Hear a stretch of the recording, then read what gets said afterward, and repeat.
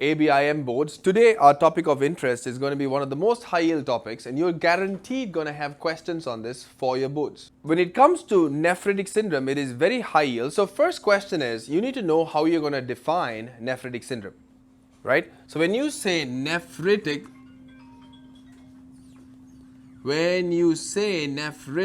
syndrome, what do you need to have in order to call it nephritic syndrome?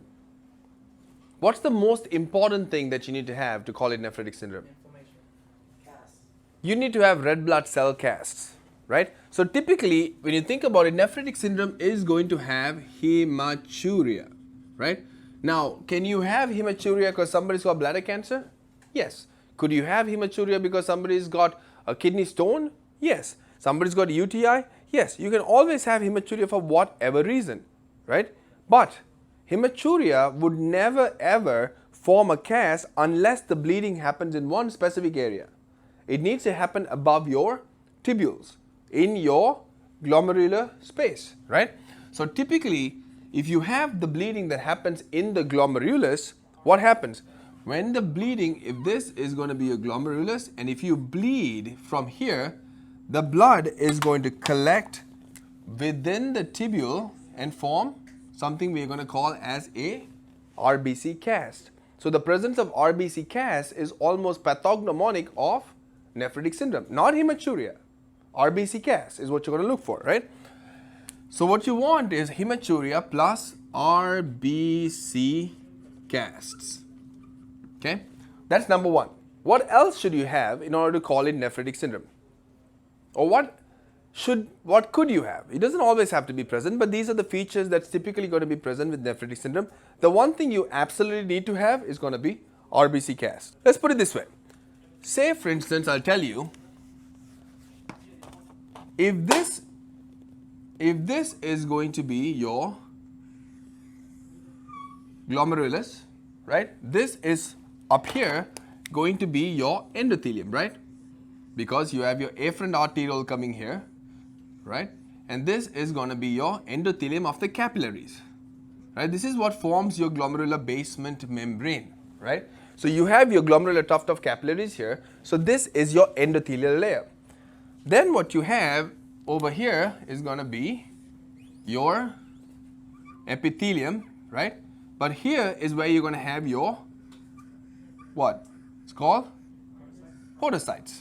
Okay, podocytes is what you're going to have, and in between what you're going to have is what we call as your mesangium, right? This is going to be your mesangial layer. So normally this is your glomerular basement membrane. If you mess around with this, you're going to cause problem. If you mess around with one specific thing, you will cause nephrotic syndrome. If you mess around with something else, you get nephritic syndrome, right? So when it comes to nephritic syndrome, what are you going to destroy here? Is it the endothelial layer? Is it the mesangial layer? Or is it the podocytes? It is actually not the podocytes. Podocytes' job is to prevent passage of P for what? Protein. If you ever damage your podocyte, what would happen is you will leak protein.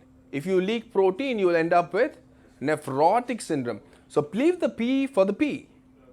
The podocytes is for proteinuria and nephrotic syndrome.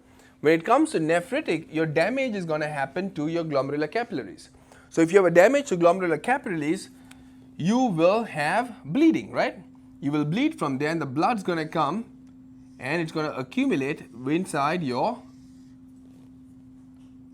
tubular cells, and you're going to form a RBC cast. That is the most important thing. Does it always have to be a gross hematuria? No, it does not. It could be a microscopic hematuria too in nephritic syndrome. Okay? Important thing is the presence of RBC cast. Now, say you have something that's causing damage to your capillary endothelium, right? What's going to happen to this capillary endothelium? Is it going to swell up? Is it going to swell up and become really big because there's some damage and becoming inflamed, right? You're going to have all that inflammation that goes on, and therefore you're going to have, your capillary layer is going to get very inflamed. If it gets very inflamed, can you have a good filtration happen through this membrane? No, you cannot. So what would happen to your GFR? Your GFR would decrease, right?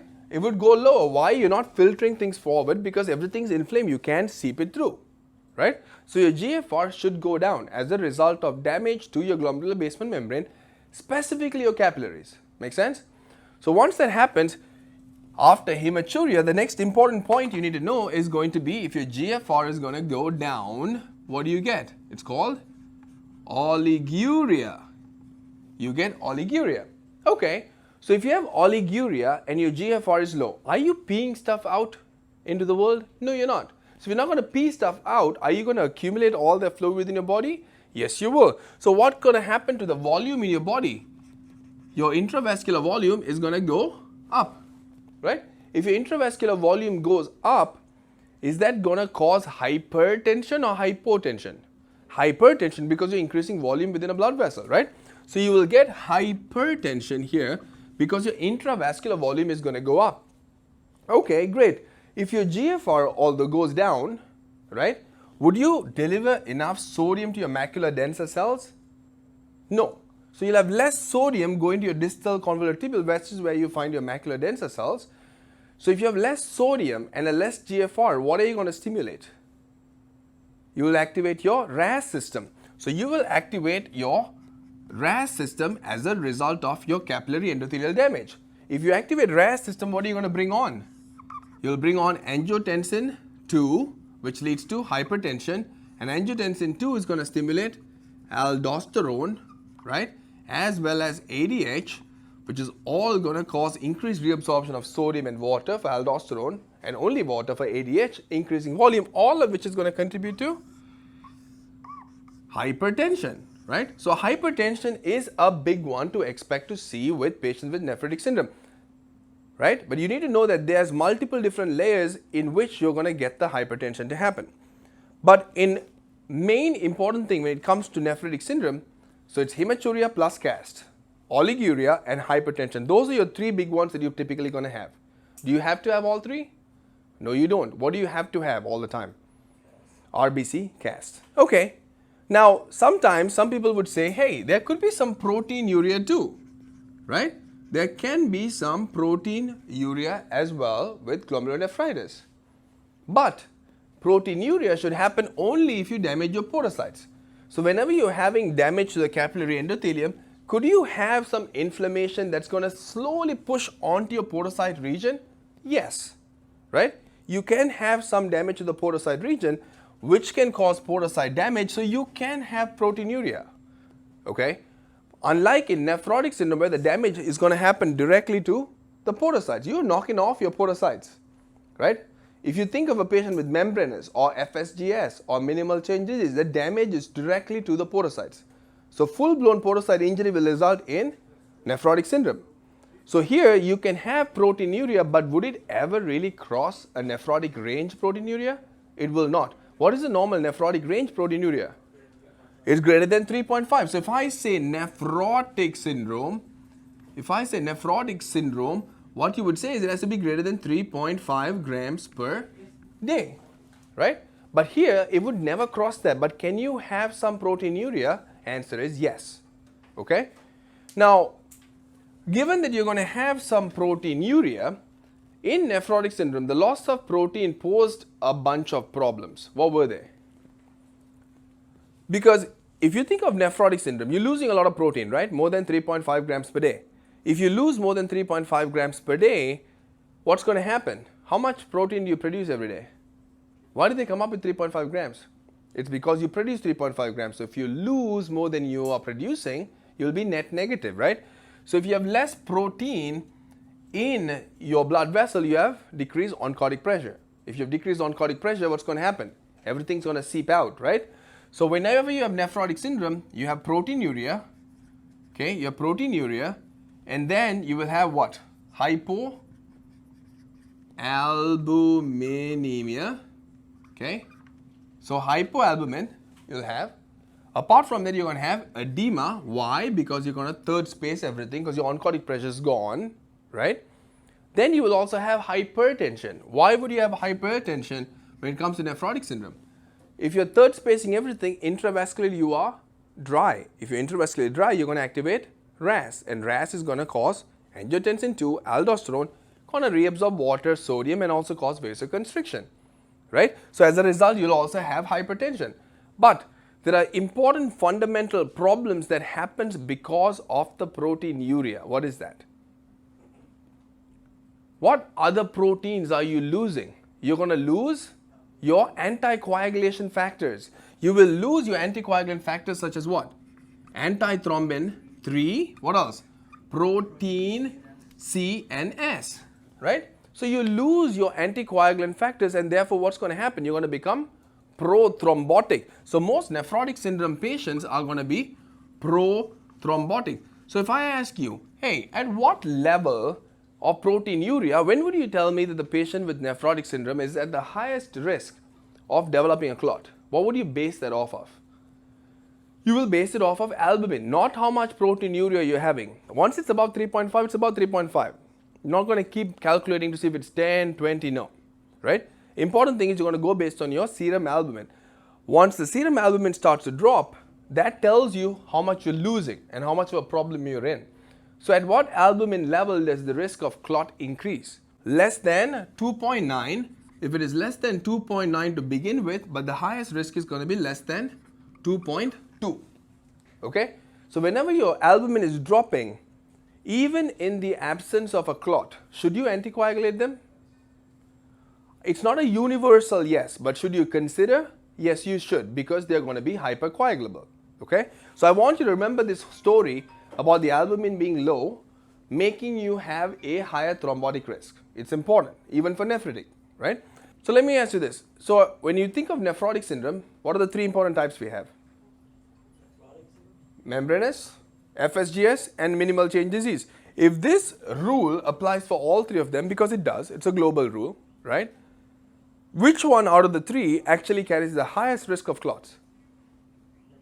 Membranous. So why does membranous take the cake in causing the most amount of clots if the fundamental philosophy goes equal for all three?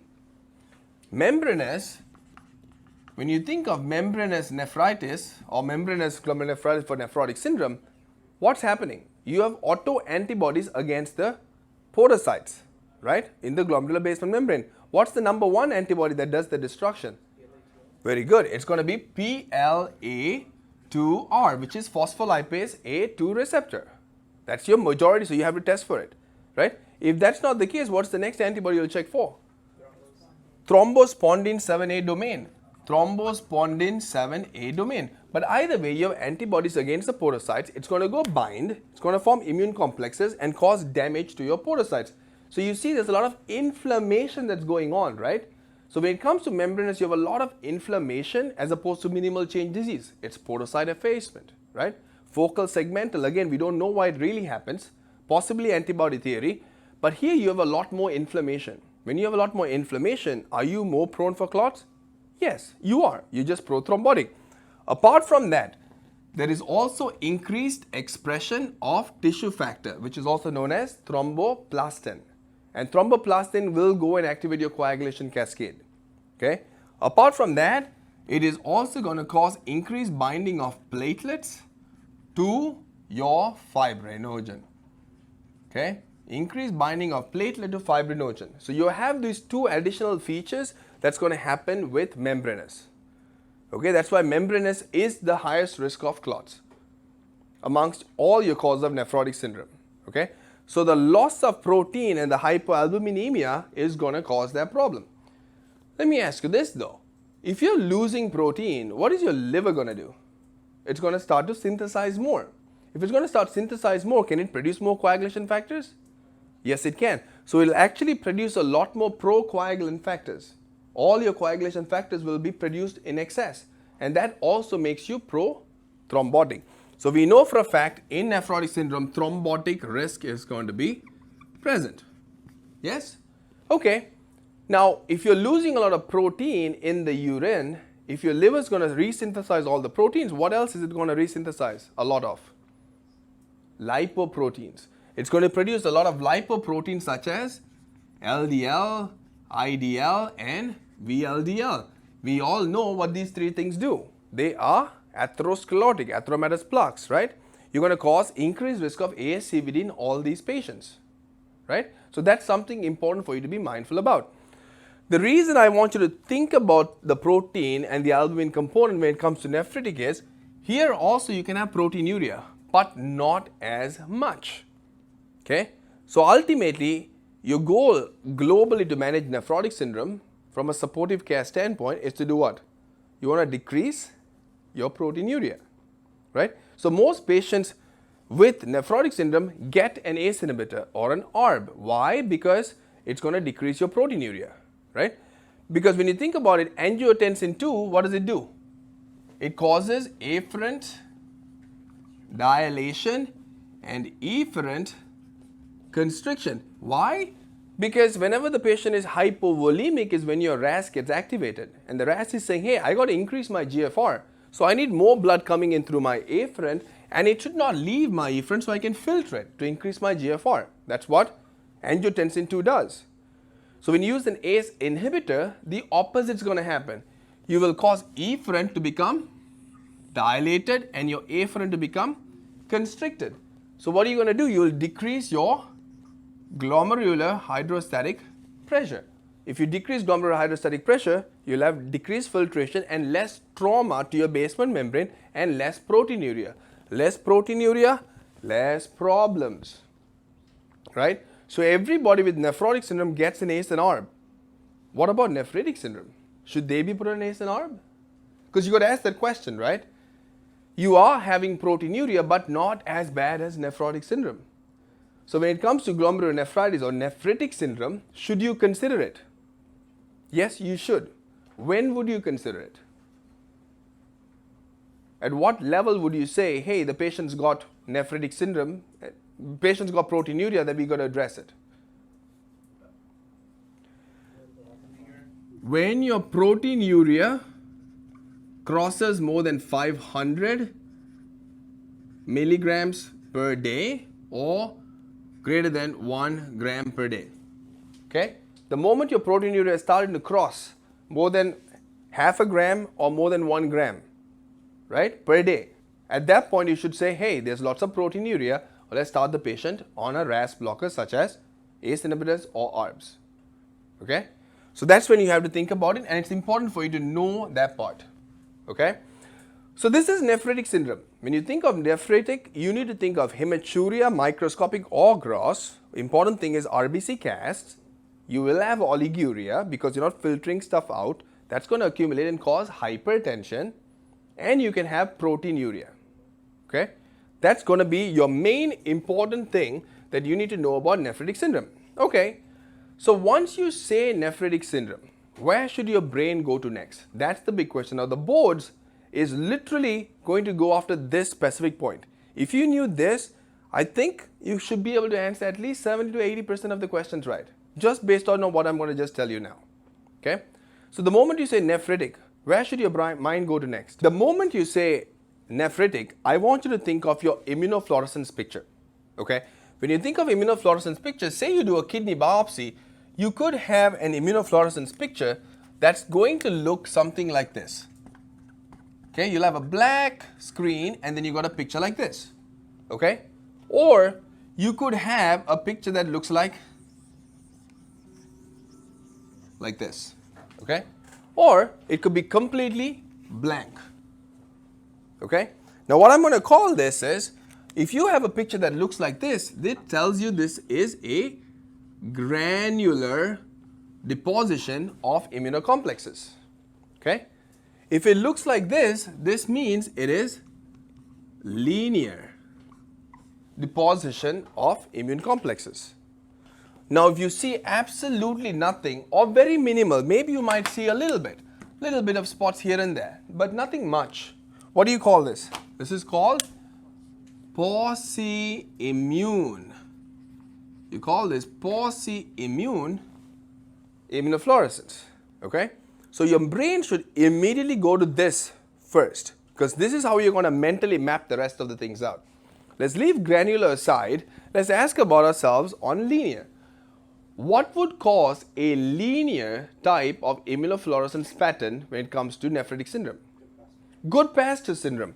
So you should immediately think for this one, it's going to be Goodpasture syndrome, which is also called anti-glomerular basement syndrome.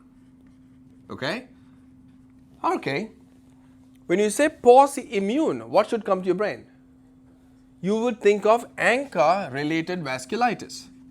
ANCA-related vasculitis.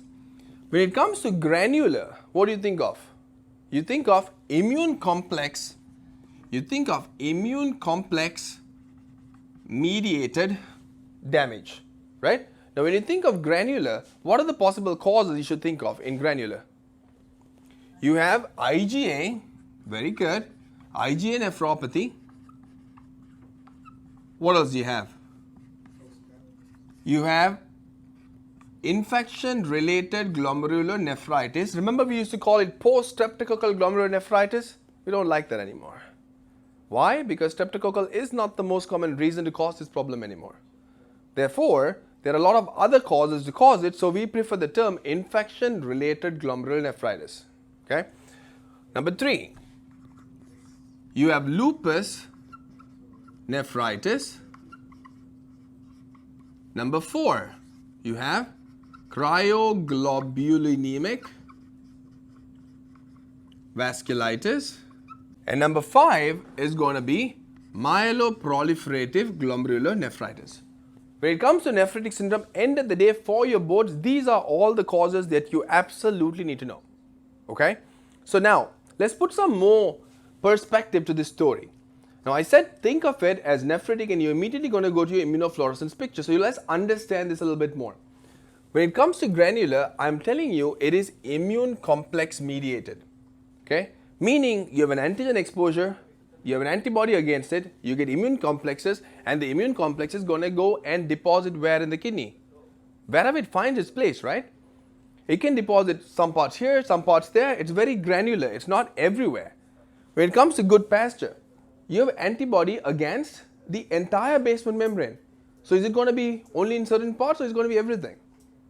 It's going to hit all parts of the glomerular basement membrane, right? So for instance, if I drew the glomerular basement membrane like this, right? If I say immune complexes, the immune complex, even if it's one nephron, it could be in bits and pieces, right?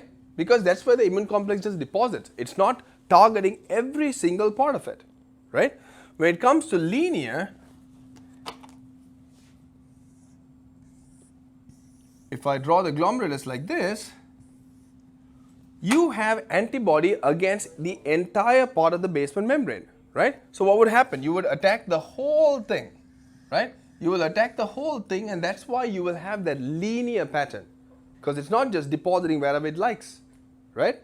Okay, when it comes to ANCA-related vasculitis, what happens there? What is ANCA-related vasculitis? You have C-ANCA and you have P-ANCA, right? These are not forming immune complexes, okay? These are not forming immune complexes. The ANCA's job is to go stimulate something that's present in the neutrophil. May it be proteinase 3, may it be myeloperoxidase, and brings in neutrophils, brings in macrophages and causes problems, but it's not an immune complex deposition. So if it's not immune complex, when you take a picture with immunofluorescence, would it light up? No.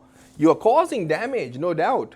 But the immune complexes are just not going to show up. So no immune complexes. No immune complexes. And that's why we call it pauci-immune. Almost nothing versus very little. That's what pauci-immune is. Okay? So in your mind, this has to be your next step framework. If you got this, you're 50% of the way through to get most of the answers right. Number 3. This one, you absolutely need to know. What's the next important thing the board is always going to tell you? They're going to tell you complements. They're going to tell you C3 and C4. Is it normal? Is it low? They're going to give you that information. So knowing what happens to your complements is going to be very important to you. So what I want you to understand is this. Whenever you have immune complex involvement, what does immune complexes do? This is immune complex, right? Whenever you have an antigen and an antibody, you form an immune complex. And when the immune complex is present, what can the immune complex do? It can activate your classical complement cascade.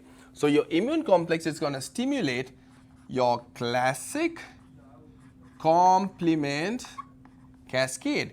If you're going to activate your complement cascade, you're going to produce a lot of complement factors, but you also will use up all your complement factors. So anytime immune complex is involved and you are activating complement cascade, you will activate the complement cascade and you'll use up all the complement factors. So you would expect to see what?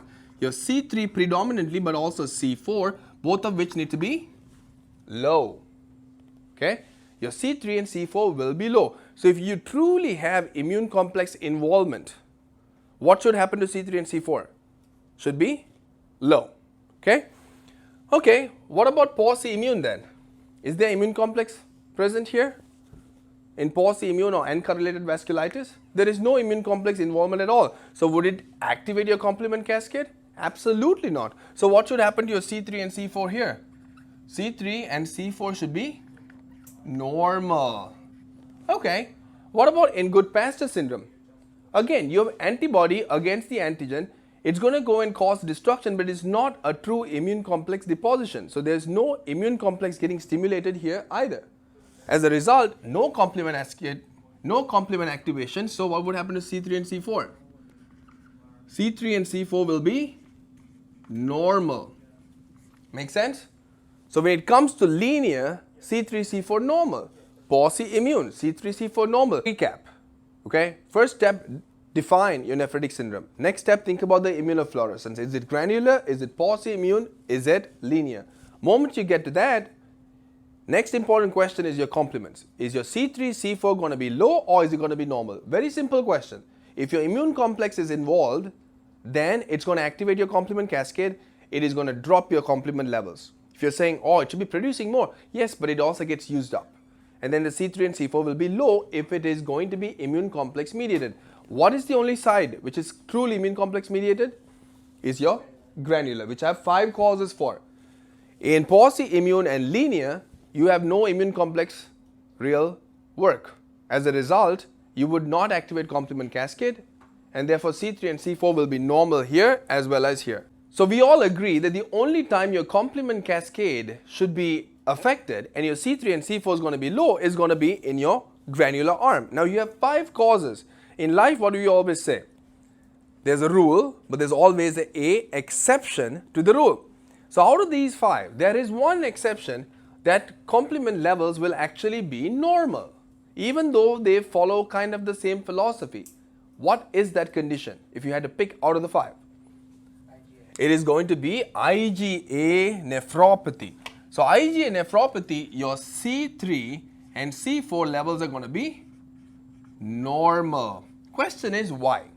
When it comes to your complement depletion, okay, as a general rule, what you need to know is, yes, you need to activate complement cascade, but also the damage needs to be acute. Because if it's acute, you will run out of complement factors soon. Whereas if the damage is going to be more chronic, then your body can still produce complement factors to replace the ones you're losing. When it comes to IgA nephropathy, the process is more chronic. Because the process is more chronic, yes, you're activating complement cascade, you will run out of C3, C4, but your body is capable of producing more C3 and C4, and as a result, your C3, C4 will be normal in your patient with IgA nephropathy. So when it comes to nephritic syndrome, if you follow these 3 important steps, you probably are going to get most of the answers right. If there's important things that you have to remember, this is it. Okay? Guaranteed you're going to have questions on the boards for this. We will tackle every individual condition and talk about exactly everything that you need to know. So let's first begin with our linear type of immunofluorescence, which is going to be called our anti-GBM antibody, which is also called Goodpasture syndrome. Okay, Goodpasture syndrome. So when you think of Goodpasture syndrome, it's probably been one of the highest yield topics for both step 1, step 2, step 3 as well as the boards, right? Why does it happen? Let's ask the simplest questions first. Why do you get Goodpasture syndrome? This is going to be your glomerulus, right? And this is your glomerular basement membrane, right? So why do you get Goodpasture syndrome? What's the problem? So first off, your body has to produce antibodies against your organ, right? What antibody is being produced in Goodpasture syndrome? You have antibodies against the non-collagenous part of alpha 3 subunit of type 4 collagen. You need to know this, okay? The moment you say Goodpasture syndrome, the next word that needs to come out of your mouth is alpha 3 subunit of type 4 collagen, but it is the non-collagenous part. That is what the antibody is against. Now, where do you find this? You find it in the basement membrane. Basement membrane of what? Only the kidneys? No, also in your lungs. Now, in the basement membrane of the lung, what am I talking about is your endothelium, okay? The glomerular basement membrane of capillaries. That's what you want to know. So, it's going to be in your capillaries, glomerular basement membrane. So, if this is a blood vessel, it's in this capillary vessel wall, the basement membrane is where the damage is going to happen, okay?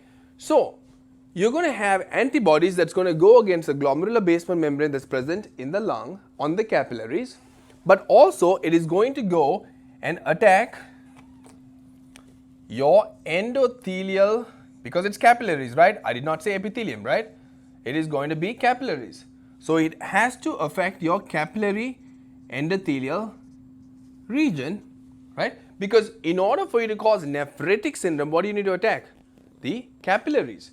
If you want to cause nephrotic syndrome, you need to attack your podocytes. So this is nephritic syndrome, not nephrotic syndrome. So Goodpasture is going to go after this.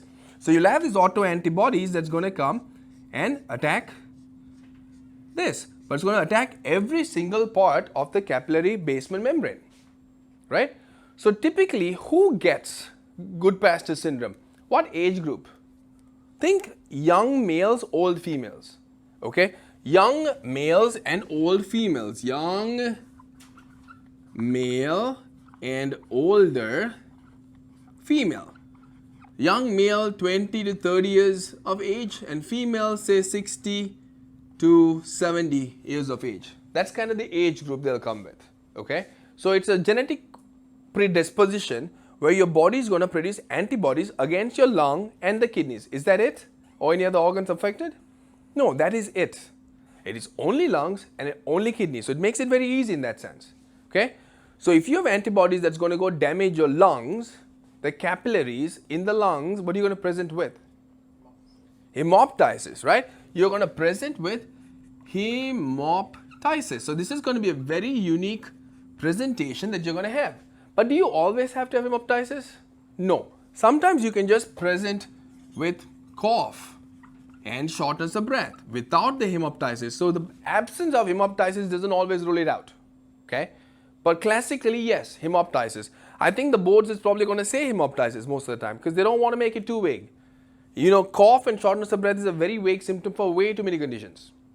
So if they had to imply Goodpasture, they kind of have to give hemoptysis to you, okay?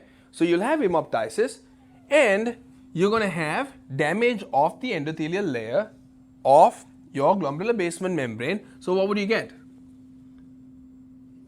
You'll have hematuria. Does hematuria mean nephritic syndrome? No, of course not, right? You're bleeding from bladder, ureter. It doesn't get into the... So what implies nephritic syndrome? You need to have RBC cast. And in order for the cast to form, you have to bleed into your tubules and form the cast. Okay, apart from hematuria, what are you going to have? If you're damaging your capillary endothelium, what would you have? You'll have damage to the endothelial cells, edema. So would you have good GFR? No. So you'll have oliguria. Okay.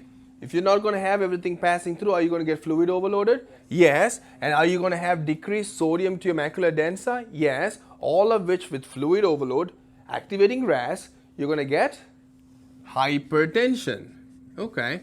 Now apart from that, would you still have some transmitted impact on your podocytes? Yes, because of inflammation. Major attack is to capillary, but you know, sometime when an explosion goes off, some unnecessary areas that was unintended can also get exposed and damaged, right?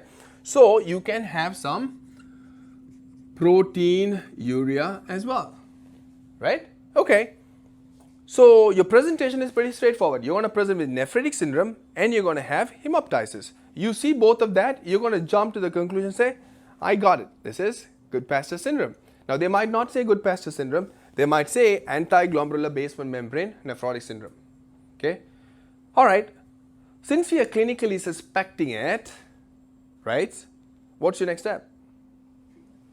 To objectively prove it, right? You want to objectively prove it. So objectively prove it, how are you going to do this? You have to do a biopsy, okay? You will do a biopsy, and what are you going to biopsy? You're going to biopsy the kidney. You can biopsy the kidney. You'll do a light microscopy, electron microscopy, and immunofluorescence, which is going to show you what kind of pattern. It's going to linear immunofluorescence is going to be present. So kidney biopsy is going to give you that answer and tell you, hey, this patient's got Goodpasture syndrome. Okay, are you going to treat this patient with what? Steroids. Everybody's going to go with steroids, or is there something more? Is Goodpasture syndrome really bad? Yes. Why is it bad? Is it just a regular nephritic syndrome that happens here, or is it really, really bad? When your nephritic syndrome causes your kidneys to shut down and get fried instantly, what is that called? Rapidly progressive glomerulonephritis. So what Goodpasture actually does, it actually causes RPGN. And when you say RPGN, what do you see? Crescentic glomerulonephritis. So when you do your kidney biopsy, you're going to see a crescentic glomerulonephritis, right? Now apart from that, can you also check for the antibodies against this? Yes, you can check for the specific antibodies on the biopsy to increase your sensitivity. So you can do the kidney biopsy plus check for the antibody of the Goodpasture syndrome. Is it very important for you to diagnose this patient sooner than later? Yes. Why? If not, the patient's renal failure is going to become so bad that you will end up on dialysis. So early diagnosis is so crucial. What if I told you steroid initially is not the right answer? What if you needed something more? There's so many antibodies circulating in your blood going and attacking everything, right? Is there a way to clear that out quicker? Plasmapheresis, very good. So your answer when it comes to Goodpastures, and in fact, out of all your conditions in nephritic, one of the main ones that gets plasmapheresis is going to be this. Okay? So your answer is going to be plasmapheresis is going to be your choice of treatment when it comes to Goodpasture syndrome. That's your first line. Okay? Plasmapheresis first. So plasmapheresis is what you're going to do. After that, what else can you do? What other treatment options do we have? You can do steroids, okay? But you'll do IV pulse dose steroids, okay? Of really high doses, 1 gram, right? Of IV Solu-Medrol is kind of the dose you're going to go for. Game plan is, initially the role is, you think there's a lot of antibodies, so you want to suck all that out, right? Get all the antibodies out of the system, and then you're going to give high dose steroids, and then what are you going to do? You're going to put the patient on oral steroids, okay? Oral steroids, and you're going to maintain them on that. But your answer when you think of Goodpasture, think plasmapheresis, high dose IV steroids, followed by oral steroids. Now on top of the oral steroids, you can also add on cyclophosphamide, okay? Cyclophosphamide for maintenance therapy. But this is going to be your Goodpasture syndrome, and if you know all these points, you should be golden for the test. Next important cause, and possibly one of a bigger topic which I want to cover, is going to be pauci-immune glomerulonephritis. That it is ANCA-related vasculitis. And whenever you do the immunofluorescence, you're not going to see any immune complexes deposited there, right? So what would happen to C3 and C4 as a global rule? Should be normal, right? If there's no immune complex involvement, your C3 and C4 should be normal. Okay, so once you say it is a pauci-immune glomerulonephritis, you say ANCA-related vasculitis. Now when I say ANCA-related vasculitis, how many types do you have? We have 3 types. Let's start off with the first one. The first ANCA we're going to deal with is going to be GPA. What is GPA? Granulomatous polyangiitis. So you got granulomatous polyangiitis. meningitis. Okay, and what else do we have? You have, what's the next one? MPA, which is microscopic polyangiitis. Microscopic polyangiitis. And then the rarest of the three is going to be called EGPA. We're going to call it EGPA, which is eosinophilic granulomatous polyangiitis. Let's start off with GPA, but I want you to understand something very unique about the three titles that I just put up. Okay? Two of them have something, one of them does not have it. What is it? Granuloma, right? GPA, you got granuloma. EGPA, you got granuloma. Whereas here, microscopic polyangiitis, you don't have granuloma, right? So when you think of a patient with GPA, right, which was previously called Wegener's granulomatosis. We don't want to use the term anymore because they're not going to say that. They're going to say GPA. They don't like the name now. So when you say GPA, what specific ANCA is going to be present here? Is it C ANCA or P ANCA? It is going to be C ANCA. Okay? It is going to be C ANCA, which is what? Cytoplasmic anti-neutrophil cytoplasmic antibodies, right? Now, when you say C ANCA, what is C ANCA going and acting on? It is acting on proteinase 3, okay? It is acting on proteinase 3. So let's bring this into perspective because I think the most important thing is to understand this first, okay? You have an antibody called C ANCA, and where do you find PR3 is going to be found in neutrophils, okay?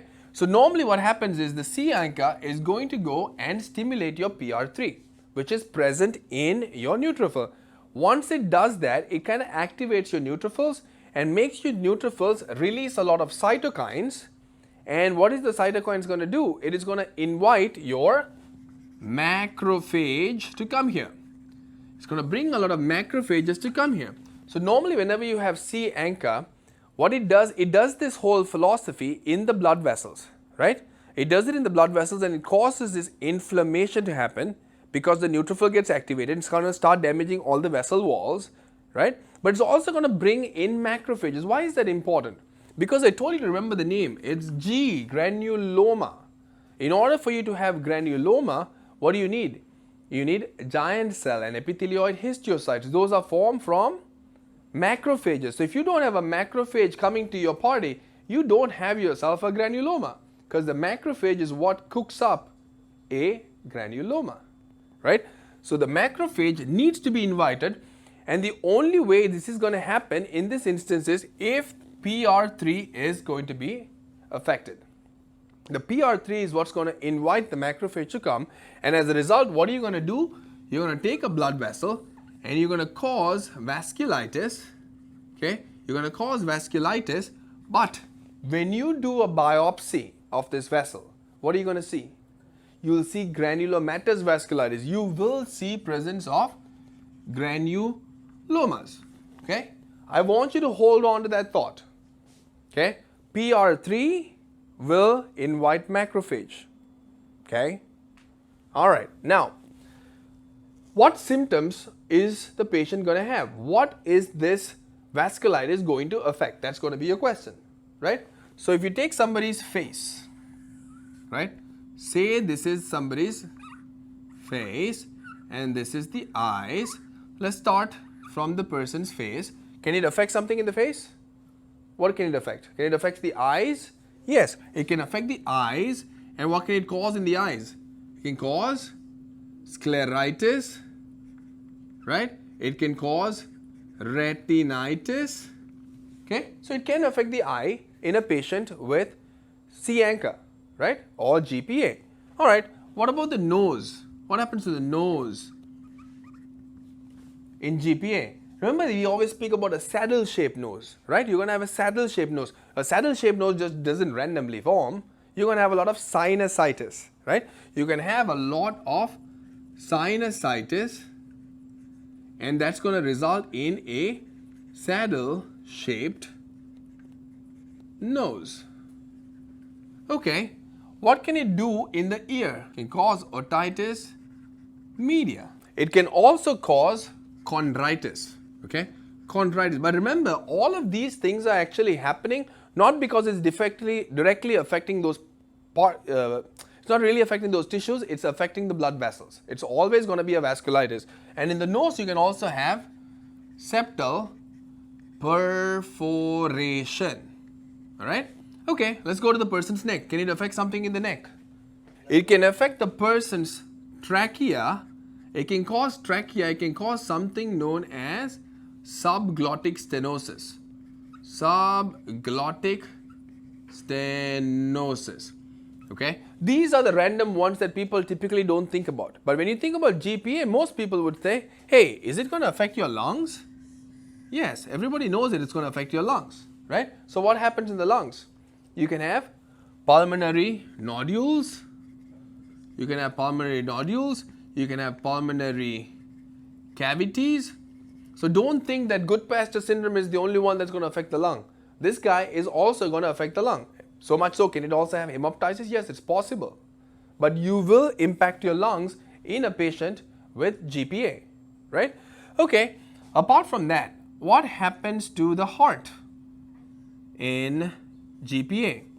You can have myocarditis. You can have myocarditis. You can have pericarditis. So you can have inflammation of both the pericardium as well as the myocardium. Okay. What about abdomen? What about abdomen? What about, could you have vasculitis affecting the vessels in your gut? What do you call that? Mesenteric ischemia. So you can have abdominal pain because you're having mesenteric ischemia, right? And if you're having impact to your stomach, right, you can also have gastric ulcers, right? You can have gastric ulcers, okay. What about if the person's legs, what happens to the person's legs in the skin? Could you have some problems in the skin? Yes, what would you have in the skin? You can have, when you have vasculitis affecting the blood vessels that supply your extremities and your skin, what are you going to get? You're going to get petechiae and purpura, right? You can have petechiae and purpura, right? Now, are these going to be blanching or non-blanching? A simple rule I want you to remember is anytime you have vasculitis, if your platelets low or not working, you will bleed. If you bleed, it's not going to blanch. Similarly, when you say vasculitis, there's still some bleeding that happens and extravasation of blood outside. That's why it will not blanch. If someone's got like urticaria, hives, all those things will blanch. Okay, so here it needs to be non-blanching. Okay, all right. Now, what if you had a large nerve that's supplying this person's leg and the blood vessel supplying that nerve got vasculitis? What do you call that? Mononeuritis multiplexa, right? You will get something known as mononeuritis multiplexa. I always like to leave the best for the last. Now, what can GPA do in this person's brain? Can it cause any problems? Can GPA cause a problem in the patient's brain? What they would present to you is normally going to be not acute, but more of a subacute or a chronic headache. They're going to come with a subacute to a chronic headache. What happens with GPA is it causes something we call as pachymeningitis. Pachymeningitis. Now, whenever you guys have a patient with bacterial meningitis or a viral meningitis, right? What kind of meningitis is that? It is leptomeningitis, right? Whenever you think about, when you think of your three layers, right? It goes what? Dura, arachnoid and pia mater. These two, arachnoid and pia, are called leptomeninges, whereas dura is called your pachymeninges, okay? So what happens here is you get inflammation uniquely to your dural layer because of vasculitis. So that's why you end up with something called pachymeningitis. So they will have not an acute presentation, but more of a subacute to chronic headache. Okay. Apart from that, you know, a lot of cranial nerves do exit your skull through this area, right? So whenever you have a dura membrane that's actually thickened and inflamed, what's it going to do? It's going to squeeze on those nerves and you're going to get cranial nerve deficits. So with pachymeningitis, you're going to get cranial nerve deficits. So when it comes to pachymeningitis, they are going to present with headaches and cranial nerve deficit. Moment you have that, what are you going to do? What do you suspect? You will think that the patient might have a stroke, right? Or you would think the patient has a genuine meningitis, right? That's causing. So when you get an MRI in these patients, what would you see? You'll see inflammation of the dura on your MRI. So this is going to be something very unique that you need to know for GPA, okay? How it can cause pachymeningitis. All right. Now, would you have fever here? You will not have fever. So if it's fever, you think of actual infectious meningitis, but here you will not see a fever. Okay. Now, the reason we even spoke about GPA was because of its impact on the kidney, right? So when it comes to the kidney in GPA, what's going to happen? It is going to go and affect your glomerular capillaries again because it's a vasculitis, right? If you affect vessels, what are you going to get? Nephritic or nephrotic? You will get nephritic. If you affect your podocytes is when you'll get nephrotic. So what you're going to affect here is going to be your vessels, right? And as a result, you're going to end up with vasculitis. Now, what kind of vasculitis would you get here? You're going to have a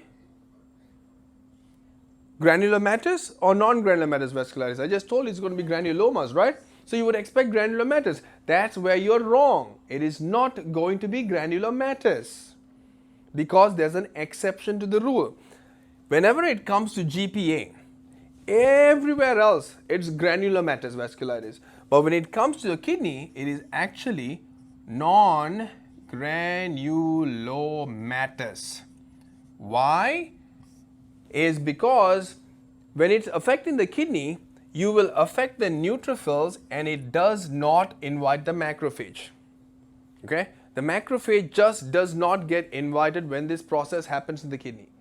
And as a result, you will not bring a macrophage in and you will not form a granuloma. Okay?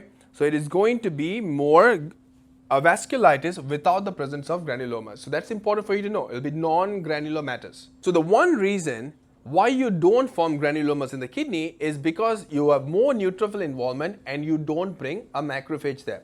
Another important thing, in order for you to form a granuloma, should the process be acute or chronic? It has to be chronic. Most of these processes that happen are going to be chronic. But when it comes to the kidney, the damage on the kidney is going to be acute. So the fact that it is so acute does not give enough time for macrophages to come and recruit, and the neutrophil impact there does not also invite the macrophage anyways. So for both those reasons, you will not see a granuloma in the kidney. Okay? So when you clinically suspect, how are we going to diagnose this patient? You clinically suspect it, you always have to biopsy, right? So typically, you need to do a biopsy. Okay, but do we have antibodies here that we can test for? Do we have antibodies here that we can test for? You have C-ANCA, you can test for the C-ANCA, right? Would that give you the answer? It would. So you can actually check for C-ANCA, okay? But you still want to get the kidney biopsy because your treatment regimen is going to be pretty intense. So you don't want to falsely treat somebody. So you always want to get the biopsy. And if you had to biopsy, what do you want to biopsy here? Can you biopsy any of the other parts or do you prefer to go to the kidney? You prefer to go to the kidney, okay? Because the treatment is very unique, okay? And it's going to be a very long-standing treatment. You absolutely want to prove that the kidney biopsy is showing non-granulomatous, pauci-immune glomerulonephritis suggestive of GPA. You want that information, right? So for that reason, you will biopsy the kidney. Now, can you get a C-ANCA in the blood and that comes back positive and you're waiting for the biopsy results of the kidney to come back, in the interim start treatment? Yes, you can. You can get a provisional diagnosis based on the C-ANCA and start treatment while you wait for the biopsy results of the kidney. Okay? But ultimately, you have to do a biopsy. When it comes to treatment, how do you treat GPA? you will treat them with IV Solimedrol. So you start with steroids, but we're going to go IV Solimedrol, okay? IV Solimedrol around 1 to 3 grams per day, okay? So very high doses, all right? 1 gram to 3 grams per day of IV Solimedrol. You can do that for a few days. Once that's done, you can transition to oral prednisone. Your oral prednisone, you will typically do a dose of 1 mg per kg to a maximum of 80 milligrams per day. Okay, so start with IV Solimedrol first for a few days, high dose, and then you will switch to oral prednisone and you'll keep them on that.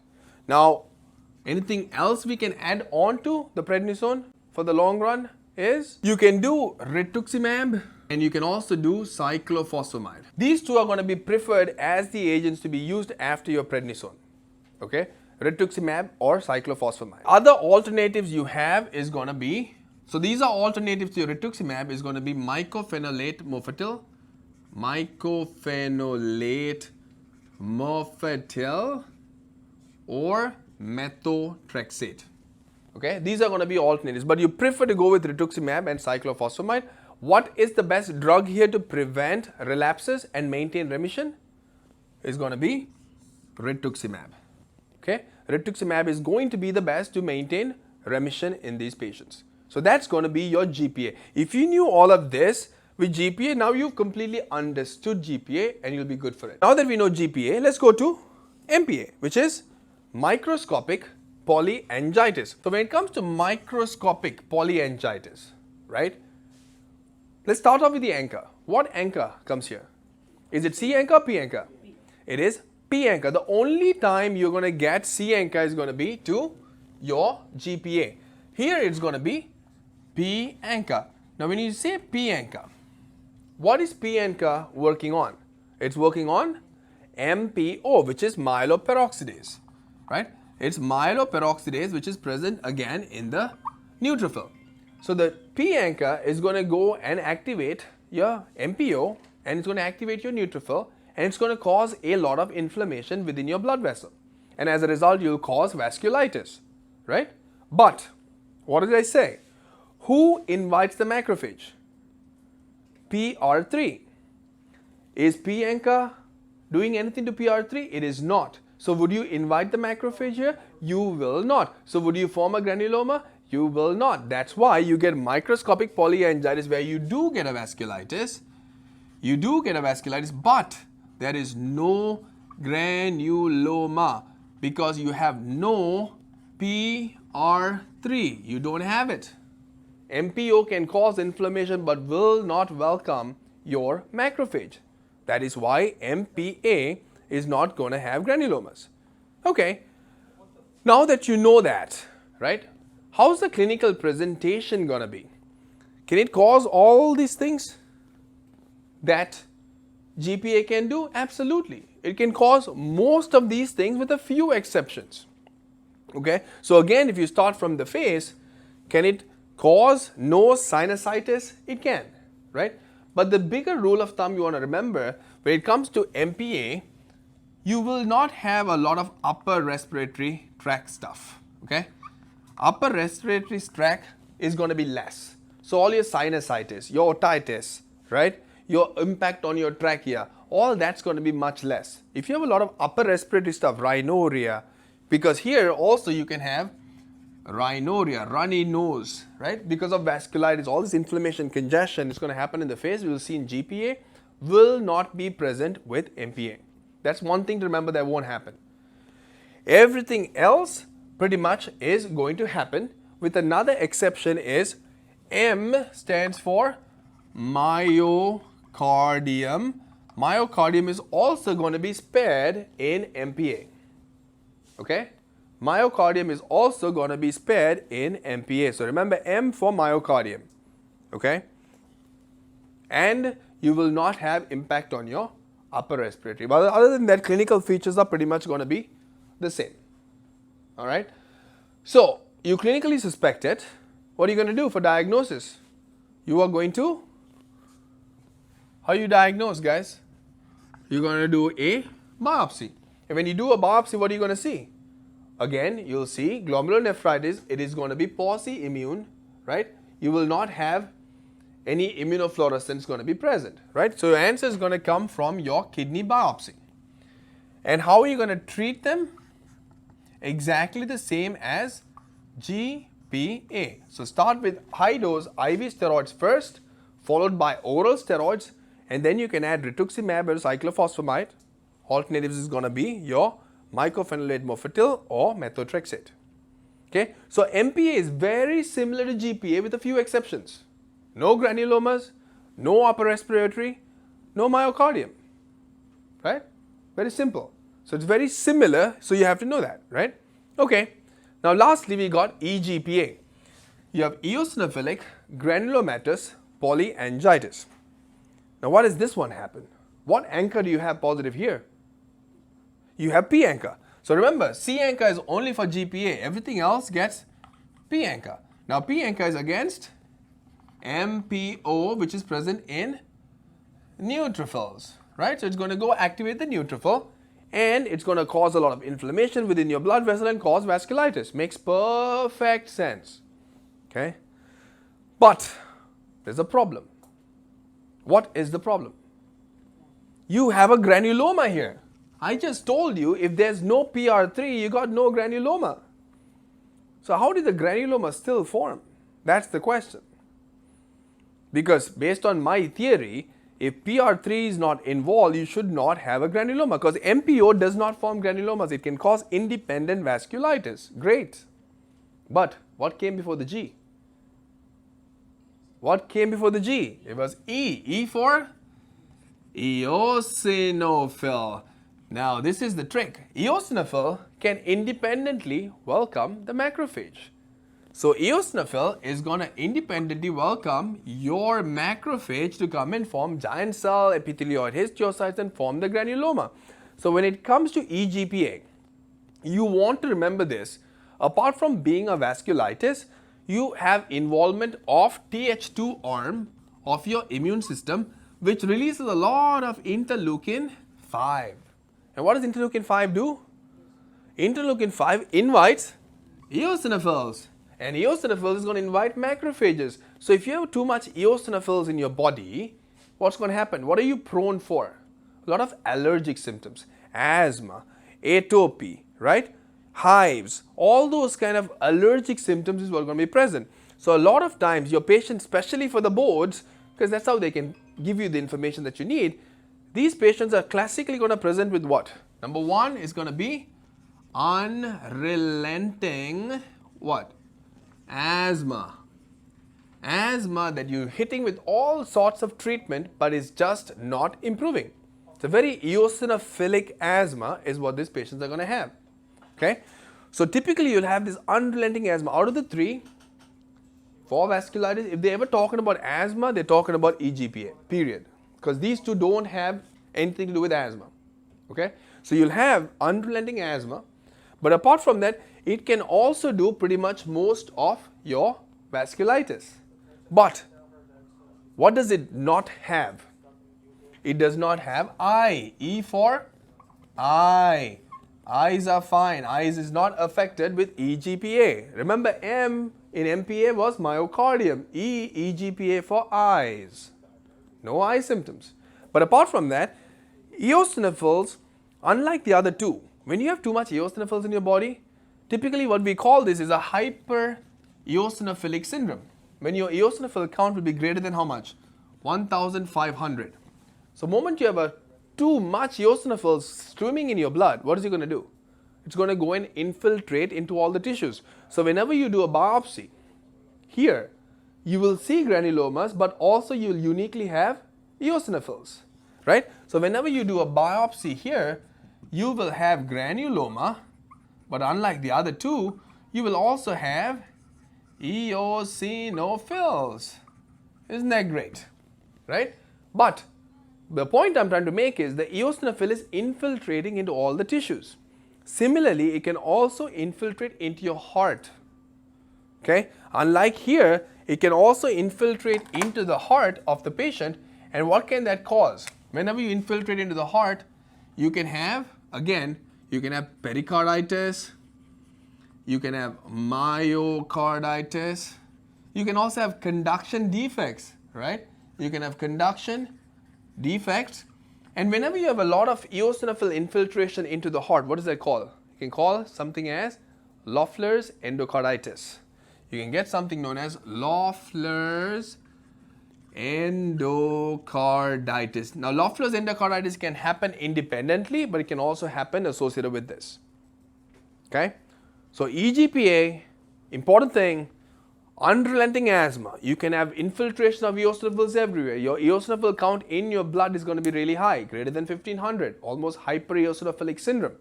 Okay? How are you going to diagnose here? You have to do, again, biopsy. Show that the patient actually is going to have vasculitis, right? But it's going to be pauci-immune. It's going to be pauci-immune, so no immune complex deposition there. Immunofluorescence wise is going to be empty, right? And apart from that, what else you're going to find is the presence of eosinophils. Okay? Now, how do you treat when it comes to EGPA? Which is the most rarest form out of these three? EGPA is going to be your rarest form, and your treatment normally here, if the patient is having very mild symptoms and nothing really affecting your kidney to such a great extent, it's going to be just supportive care, but you can also use prednisone. Okay? Now, if the patient is having much worse, severe symptoms, then you can start picking these drugs. Rituximab, cyclophosphamide, okay? You could use all those other drugs if the patient is having much more severe symptoms. So I don't think they're going to go so much into severe symptoms from that standpoint for you, but there's going to be something very unique that they're going to ask you, because the patient is going to present with unrelenting asthma. Why was that happening? Is there another drug we can use here? What was the initial root cause of the problem? Let's go back. What brought your eosinophils to begin with? Your Th2 response, which was releasing what? Interleukin 5. And the interleukin 5 is what's inviting the eosinophils, and the eosinophil triggers this whole response. So, do you have a drug that's going to block interleukin 5? That's the question.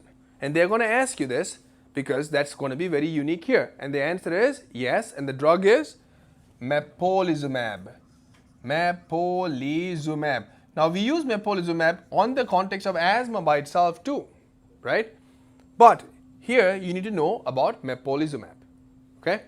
Now, this completes everything that you need to know about GPA, MPA, and EGPA. If you know this, you are absolutely golden. You should not make a single mistake in your. Next, when it comes to nephritic syndrome, one of your big broadest heading that I told you to think about is, once you say nephritic, think about your immunofluorescence. And if it is going to look granular, you're going to say it is going to be immune complex mediated.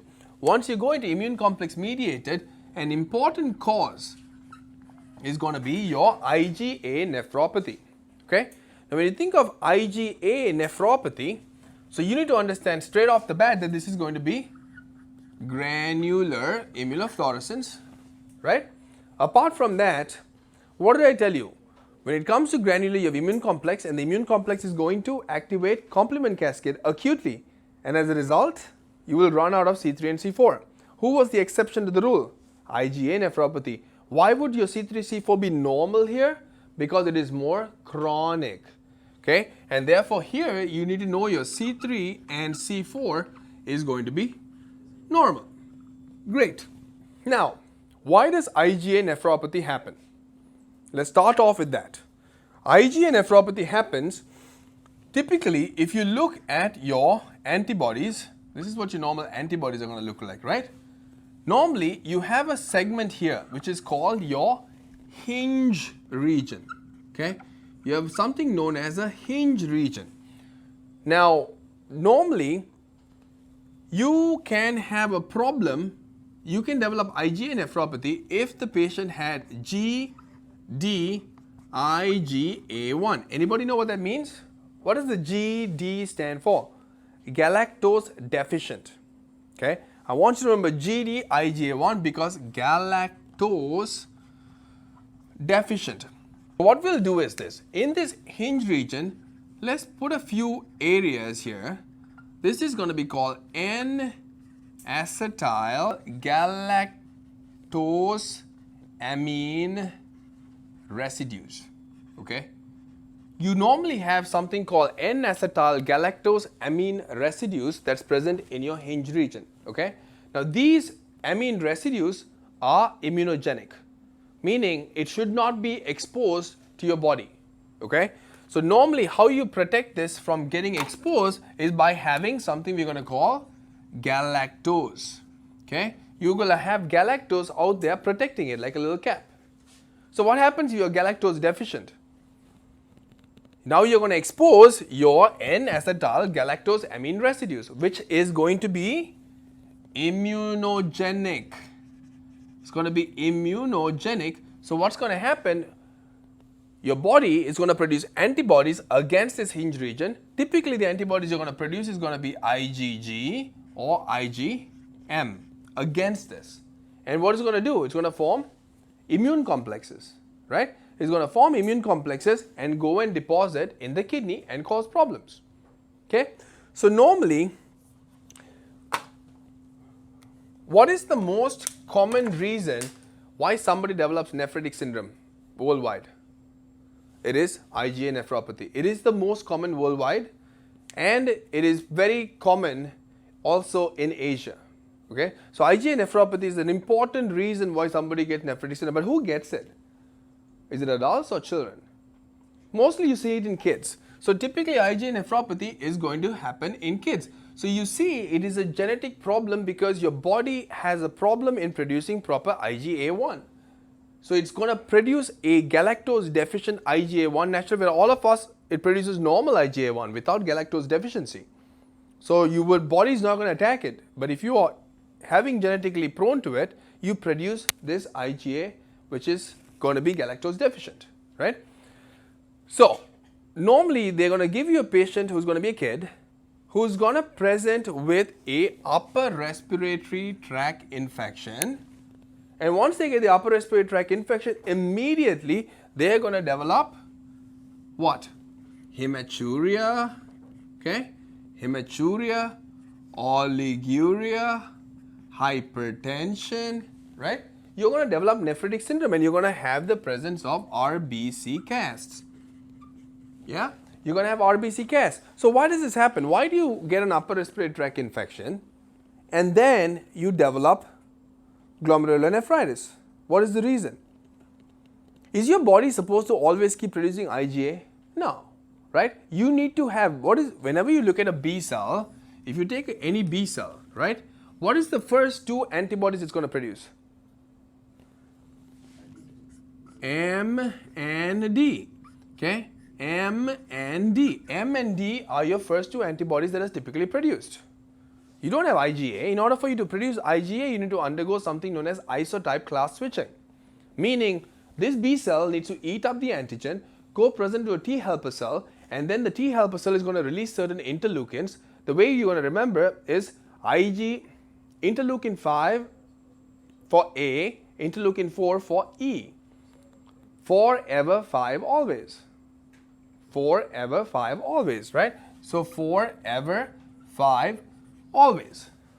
Okay? Interleukin 5. So you have to have this isotype class switching to produce IgA. So you don't necessarily produce IgA all the time. So that means a kid could be roaming around being fine until you stimulate the body to produce IgA. So what would stimulate production of IgA? Where is IgA typically defined normally? In your mucosal surfaces, in your lungs, in your sinuses, right? That is where you have a lot of IgA. That's your main defense there. So you get an upper respiratory tract infection. Now you stimulate production of IgA, but you will produce a defective IgA1, which now your body is going to go attack that and form immune complexes and go straight to your kidney. It's going to go straight to the kidney into the endothelial cells. It's going to go into the endothelial cells and cause damage there, and you will end up with nephritic syndrome. When you do the biopsy, what you're going to see is in IgA nephropathy, a little different uniqueness to it is you are going to have this immune complex deposition in your mesangial layer. So you see your mesangial layer here, that's where these immune complexes are going to be deposited. Okay? And typically what are you going to find? You will find IgA, you will find C3, you'll find IgG as well as IgM. Okay, these are the 4 things that's going to be deposited in the mesangium. But when you do a biopsy, mesangial deposition of these things are going to be present, and that's how you're going to diagnose it. And it's not very hard to diagnose this in a kid because kids don't have so many vasculitis. Adults, there's so many vasculitis. Kids, not many. Maybe this one in Kawasaki's, but not many vasculitis in kids. So when you have this, you suspect it and you will diagnose. Now, is IgA nephropathy the same as Henoch-Schonlein purpura? No, it's not. IgA nephropathy can happen independently. But you can also have another condition which is going to be called Henoch-Schonlein purpura. Now, why does that happen? Exact same problem. It's the IgA1 which is galactose deficient. So the philosophy is same, but apart from just impacting kidney, it is going to impact 3 other areas. So typically HSP, you're going to have a tetrad of symptoms. So 1, 2, 3, 4, right? You're going to 1, 2, 3, 4. So what are the 4 areas of impact? We already know one is going to be the kidneys. What else are you going to impact? Good. You're going to have skin features, and in the skin you're going to get petechiae and purpura, which is going to be blanching or non-blanching? Non-blanching. Okay. Any platelet count being low or vasculitis is always going to be non-blanching. Okay. What else are you going to have? You're going to have abdomen, GI problems, and what are you going to get is abdominal pain because of mesenteric ischemia. Remember, it's still a vasculitis. So you're going to cause mesenteric ischemia and vasculitis. So that's why you'll end up with abdominal pain. You can have GI bleeds. You can have bowel necrosis too, right? Okay. What else can you have? You get joint pain. You get a joint pain. Why do you have joint pain here? Because if you take a look at your bone, the synovium has blood vessels in it, and those blood vessels undergo and have vasculitis on that. So it's the joint synovium that's getting vasculitis, and as a result you're going to have joint pain.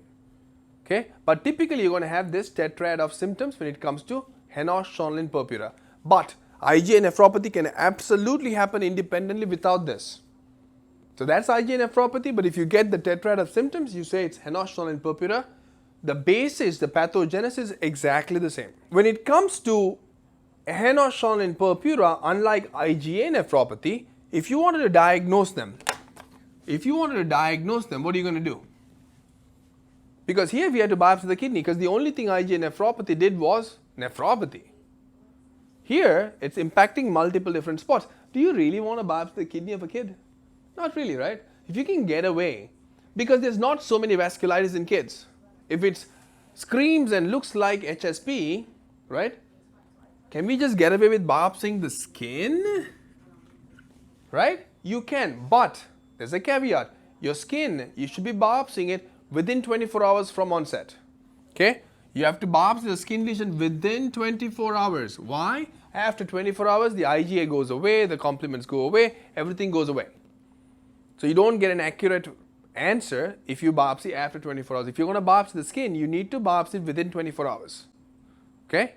But you can get away with a skin biopsy in this patient with HSP. Treatment when it comes to IgA nephropathy is what? Supportive. It's supportive. You're not doing steroids, you're not doing any of the chemotherapeutic agents, nothing. Your answer is going to be for treatment is supportive. Okay, what does that even mean? What do you mean supportive? What are you going to support with? Yeah, so you deal with all of that stuff. But remember I told you with nephritic syndrome, what happens? You develop hypertension, right? Why? Because you can have oliguria and all of that, but apart from that you can also have some proteinuria, right? So you can consider starting these patients on ACE inhibitors or ARBs, right? A RAS blocker is something you can consider. What you want to do is blood pressure control. So supportive, you want to have blood pressure control because we expect the patient to become hypertensive, right? Okay, and then salt restriction. Why? To decrease blood pressure, right? Again, you shouldn't be the biggest fan of starting ACE and ARBs in kids, but if you had to decrease that proteinuria, then you're going to use a RAS blocker such as ACE inhibitor or ARBs in these patients. Okay. Now again, I already told you at what objective measure are we going to say we are going to start somebody on an ACE or an ARB? Huh? It's going to be based on your urine protein. If your urine protein is greater than 500 milligram or 1 gram, that's when you have a strong indication to start. Okay? Similarly, if somebody is hypertensive and the blood pressure is really high, you can consider starting at that point too. Treatment for IgA nephropathy essentially is going to be supportive, and most of them are going to have very, very good response. People say nephritic syndrome. What's the one probable cause that always comes to your mind? Infection, right? And you think of what? The classic condition that has always caused glomerulonephritis has been Poststreptococcal glomerular nephritis, right? So Poststreptococcal glomerulonephritis. So that's the first thing that comes to everybody's mind. What happens when you get comfortable with a certain term? It goes away, right? Such is life. So what is poststreptococcal now called? It is called infection-related glomerulonephritis. First, they went from poststreptococcal glomerulonephritis to post-infectious glomerulonephritis, and now they finally landed on what they think is the most appropriate is infection-related glomerulonephritis. So this is where we stand today, infection-related glomerulonephritis. Where we'll be tomorrow, nobody knows. But this is what we're going to work with. So, what is the reason for the name change? Why did they go from post-streptococcal to post-infectious to now infection-related glomerulonephritis? To understand this, I think it's important for us to go back in history. Let's start off with post-streptococcal first and slowly work our way down to see was it relevant for them to change the name or not, right? So when we spoke about post-streptococcal glomerulonephritis, who got that? Kids or adults? Kids. It was kids, right? So you get a kid who gets what? Gets a infection. And it's typically going to be a streptococcal infection. What streptococcal infection? Was it streptopneumonia? A skin infection? Was it sore throat? It's typically going to be either a sore throat, okay? You either get a sore throat or you will have a skin infection. Skin infection such as impetigo, serolitis, right? Or a sore throat. What is the bacteria we're talking about? We're saying post-streptococcal, but streptococcal is a very global, bigger term, right? It's a big group of bacteria. You have strep pneumo, you have strep viridans, your group A strep, your group B strep, right? Which one is it? We are only talking about group A strep, none of the others. All we are talking about is GAS, group A streptococcus. Okay? When you think about group A streptococcus, it is also called Streptococcus pyogenes. Okay? It's also called pyogenes. So the idea is the kid gets a sore throat or a skin infection.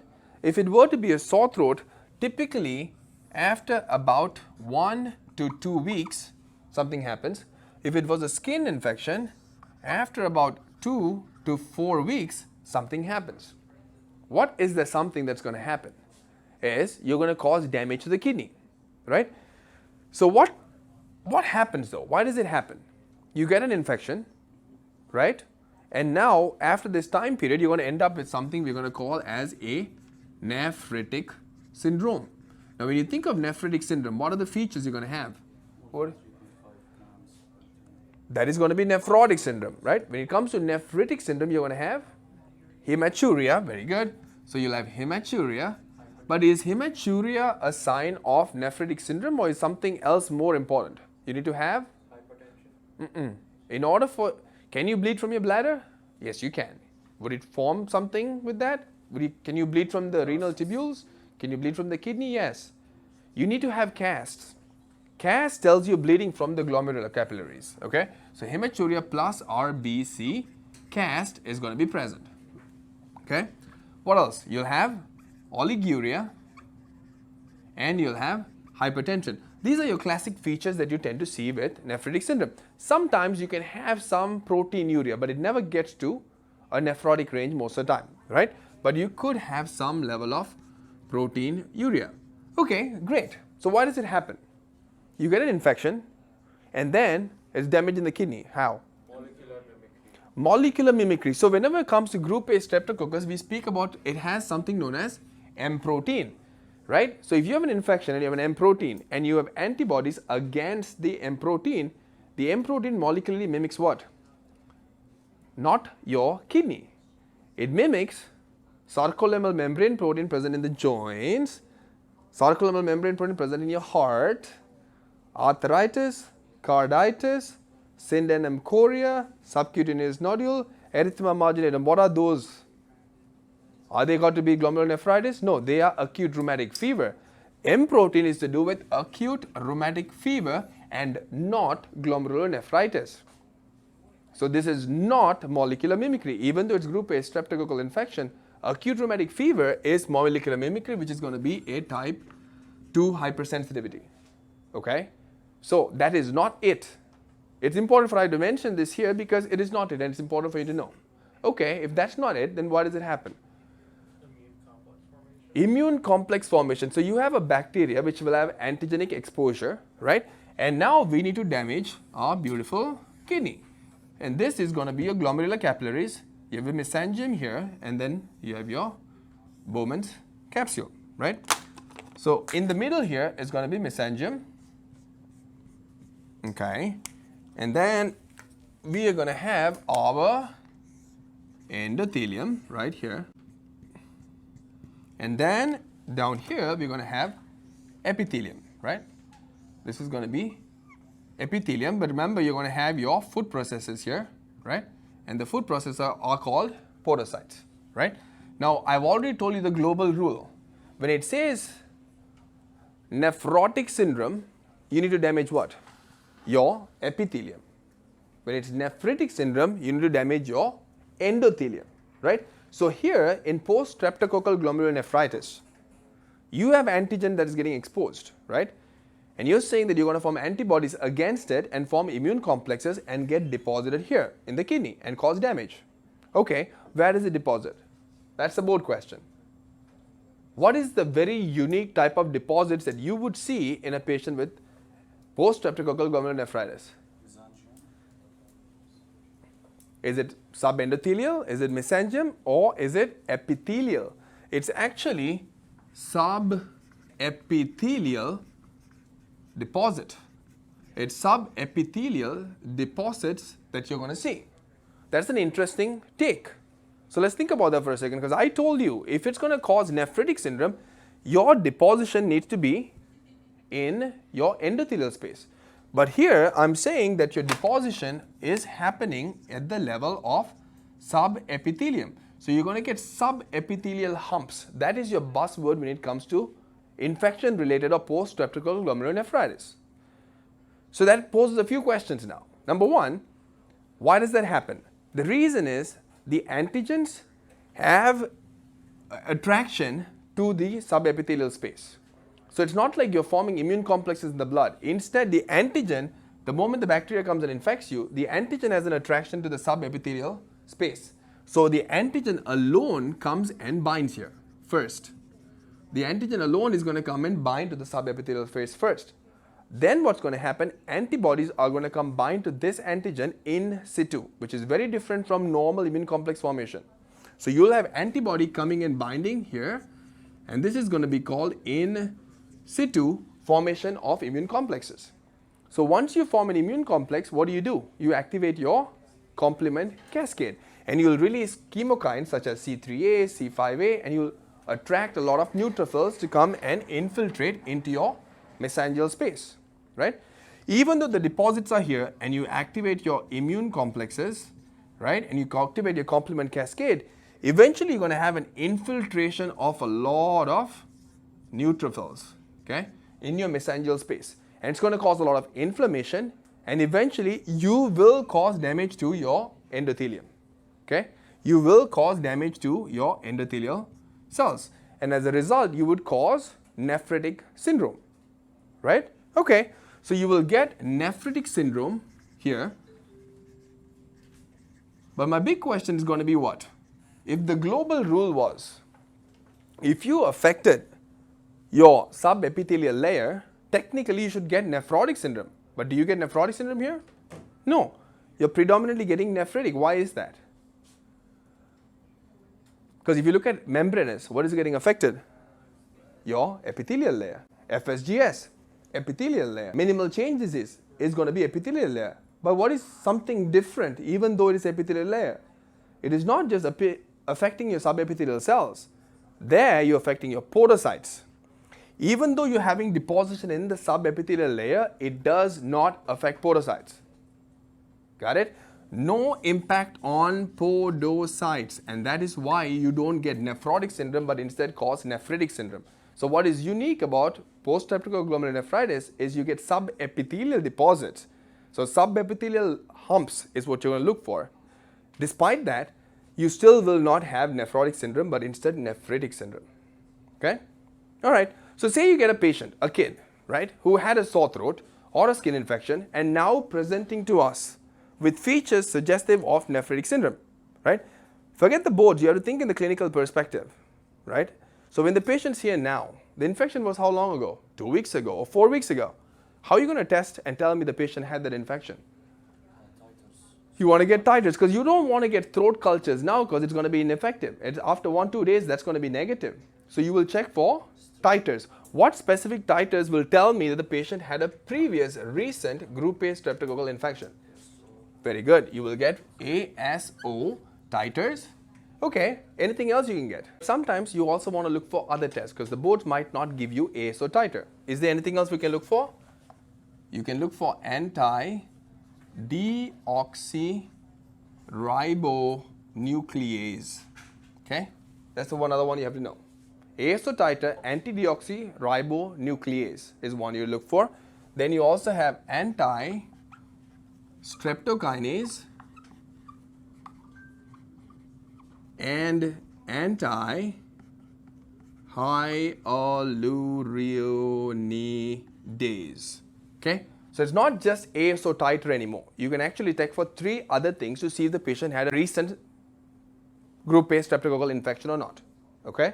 So once you test them for the infection and you prove that the patient had a recent group A streptococcal infection and you had the nephritic syndrome picture, now you got yourself a diagnosis, right? So why did they go? So this is your classic post-streptococcal glomerulonephritis. So why did they say, you know what, I don't like this term post-streptococcal.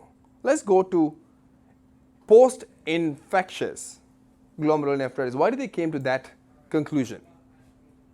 They came to that conclusion because they realized it was not only group A strep that did it. They have other organism that can also do the exact same thing, because remember, this is not M protein dependent like group A strep causing acute rheumatic fever. This is a bacteria exposing its antigen. So whenever you take an adult, because adult can also get post-streptococcal glomerulonephritis but less often, right? But what they realized was kids, but also mostly adults, can have other gram-negative organisms as well as staph infections that can cause glomerulonephritis. So therefore you cannot call it post-streptococcal anymore because you also have staph and gram-negatives that are going to get upset. You don't want them to get upset, right? So they came and said, well, it's post-infectious glomerulonephritis. Okay, but then they weren't happy then either. They said, well, it's not post-infectious, it's infection-related. Why? Because it doesn't mean you have to get an infection today. It's always got to be 2 weeks later or 4 weeks later. No. You can have an infection right now and you can have glomerulonephritis right now. That is the reason they thought the term which is most appropriate is infection-related glomerulonephritis. Make sense? So we understand that. Okay, so if you have a kid and you have this picture of nephritic syndrome and you have the recent streptococcal infection or an infection going on and you get your lab test and you say, hey, patient had a recent infection, we proved that. What else do you want to do to prove that the patient's got glomerulonephritis?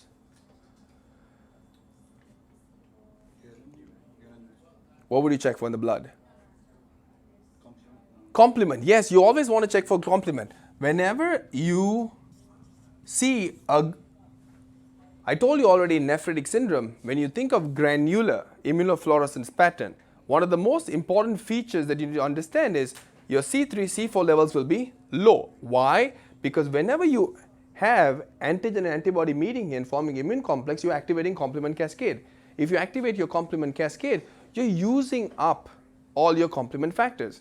If you're using up your complement factors, your C3 and C4 will be low. The only exception to the rule was going to be IgA nephropathy. Why? Because it was more chronic. when it's chronic, there was more time to produce complement factors and therefore it wasn't going to be low. But here, your C3 and C4 levels will be low. Okay? Apart from that, whenever you look at the patient's UA, you must have blood in it. You look at it under a microscope and show the presence of RBC cast. You can have proteinuria, but also what you'll have in infection-related glomerulonephritis is a very active urinary sediment. You'll also find WBCs, dysmorphic RBCs. All those additional features are going to be present. Okay? So once you have that, you have this clear suspicion saying, hey, this patient's got infection-related glomerulonephritis, right? How are you going to diagnose? Most of the time, I always say when it comes to nephrotic or nephritic syndrome, what do you need? You need to biopsy the kidney. But in a kid, if you had a patient who classically had your sore throat or a skin infection, and now you showed that the ASO titer or your anti-deoxyribonuclease titer, all these titers are positive, indicating a recent infection, and you're having hematuria, oliguria, RBC cast, do you really need a biopsy? You don't, because it's so classic. So if your story is going to be so classic, in a kid especially, you do not need to biopsy the kidney. You can make a formal diagnosis without a biopsy. Okay? All right. So when it comes to diagnosis in infection-related glomerulonephritis, especially in kids, if it is classic, no biopsy. But sometimes life is not so. It is not classic, especially in adults. It's not classic. So you have a suspicion for it, right? So you will have to do a biopsy in those patients. Now if you do a biopsy, right, under light microscopy, what would you see? What you're going to look for is proliferative glomerulonephritis with presence of neutrophils. Now electron microscopy, on the other hand, here is where you're going to see your subepithelial deposits. Okay, you'll have your subepithelial deposits. And if you did an immunofluorescence, what would you see? You would see a granular pattern, right? You will see a granular pattern of, so if you saw under a microscope, it'll be all over the place because you have immune complex deposition all over the place randomly. The only time you get a linear pattern of immunofluorescence is going to be in anti-glomerular basement membrane, which is Goodpasture syndrome. Immune, nothing. Whenever you come to granular, all the causes will have a granular pattern of immunofluorescence for the most part. Okay. All right. So you do a biopsy when in doubt, and you prove that the patient's got infection-related glomerulonephritis. How do we treat? Most of the time, kids is going to be supportive. Okay, and kids normally respond really good. Okay, supportive care, and they 100% of the time they'll resolve and become normal. Okay, adults though, it might not be the case. If you had to treat them, especially you'll treat them if the glomerulonephritis is bad enough and you're causing a lot more nephrotic range proteinuria, that becomes a bigger problem, and that's when you'll start treating them with, yes, you will treat them with steroids. So steroids can be used if supportive care is not going to work here. Infection-related kids have a fantastic prognosis. Adults though, when you get your gram-positive or gram-negative infection causing infection-related glomerulonephritis, prognosis is typically poor, to a point that even though you treat with steroids, they can still end up with ESRD. So bottom line, when it comes to your poststreptococcal glomerulonephritis is no longer poststreptococcal glomerulonephritis, so don't expect that term to be used. Instead, infection-related. It is not because of M protein, it is because of antigen attraction to subepithelial layer. Once it binds, what's unique is it's in situ immune complex formation, not forming in the blood and depositing. Even though you're going after the subepithelium where the porocytes are present, as you would expect to cause nephrotic syndrome because it's subepithelial, it does not impact porocytes. So not nephrotic syndrome primarily, but nephritic syndrome. Okay? Treatment for diagnosis for kids, if it's classic, no biopsy. Diagnose it clinically, supportive care for treatment. Adults, most of the time, you will require biopsy. Look for subepithelial humps. That's what's going to be classic that you need to know. Immunofluorescence will be granular, and treatment for adults is going to be steroid, but a lot of them can end up with ESRD. Final etiology that you probably need to know for nephritic syndrome, More so that it could be the wrong answer in the question than the right answer, but I think it's important enough. And that is going to be cryoglobulinemia. Cryoglobulinemia. What comes to your mind when you say cryoglobulinemia? It's cold, right? The first word that everybody thinks about is cold agglutinin. Yeah? Cold agglutinin, yes? Yes? Okay, first important thing that I really want to clear up here is they are not the same. Okay? Cryoglobulin and cold agglutinin are not the same. Okay? What is cold agglutinin? Is typically an IgM, always got to be an IgM antibody that agglutinates RBCs at cold temperatures. Okay? That's what a cold agglutinin is, which causes cold agglutinin disease. Right? Remember, warm agglutinin disease is IgG mediated. IgM is cold agglutinin disease. So IgM, that's gonna agglutinate your RBCs at cold temperatures, especially like 98.7 degrees Fahrenheit below. Okay, less than 37 degrees Celsius is what you want. Okay, that's gonna be cold agglutinin disease. Cryoglobulin, on the other hand, it's antibodies. It could be IgM, it could be IgG, right? And it basically precipitates in cold temperatures, but it doesn't cause hemolytic anemia. So it's different. So whenever you look at cryoglobulins, you have type 1 cryoglobulin, you have type 2, and you have type 3. Okay? Type 1 cryoglobulin is most of the time going to be an IgM antibody or an IgG antibody. Typically, you see type 1 cryoglobulin in conditions such as more of a monoclonal disorder. Okay? When would you produce monoclonal IgM in large amounts? What is that called? Waldenstrom's macroglobulinemia. Or if somebody had a B-cell lymphoma, you can produce a lot of, IgG antibodies. But also multiple myeloma typically produces IgG. So think of type 1 as having monoclonal IgM or IgG antibodies. So think multiple myeloma, your Waldenstrom's, right? Or you can think of B-cell lymphomas. Okay? That's going to be important. Now when it comes to type 2 and type 3, it's going to be very unique. Number one, it's always going to be IgM, but what is going to be unique for type 2 and type 3 is they are going to be rheumatoid factors. Okay? What is a rheumatoid factor? What is so unique about, when do we speak about rheumatoid factor? Which condition? In rheumatoid arthritis, right? In rheumatoid arthritis, you check for rheumatoid factor. Is that a very unique antibody, rheumatoid factor? Normally, your antibody binds to what? Antigens, right? Normally, antibodies binds to antigens. Rheumatoid factor, is it an antibody? It is an antibody. It's always IgM antibody. What does it binds against? Yes, it binds against the Fc portion of IgG antibodies. So rheumatoid factor is unique that it is an antibody that binds against antibodies, not antigens. That is what's unique about a rheumatoid factor.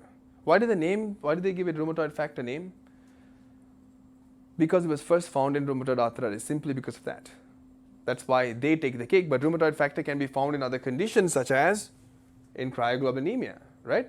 But type 2 and type 3 are rheumatoid factors. They are IgM antibodies against the Fc portion of IgG. Okay? So that's what's going to be important. Why is that interesting and important? Say you had an infection, right? And you have an antibody that's produced. And say the infection is cleared.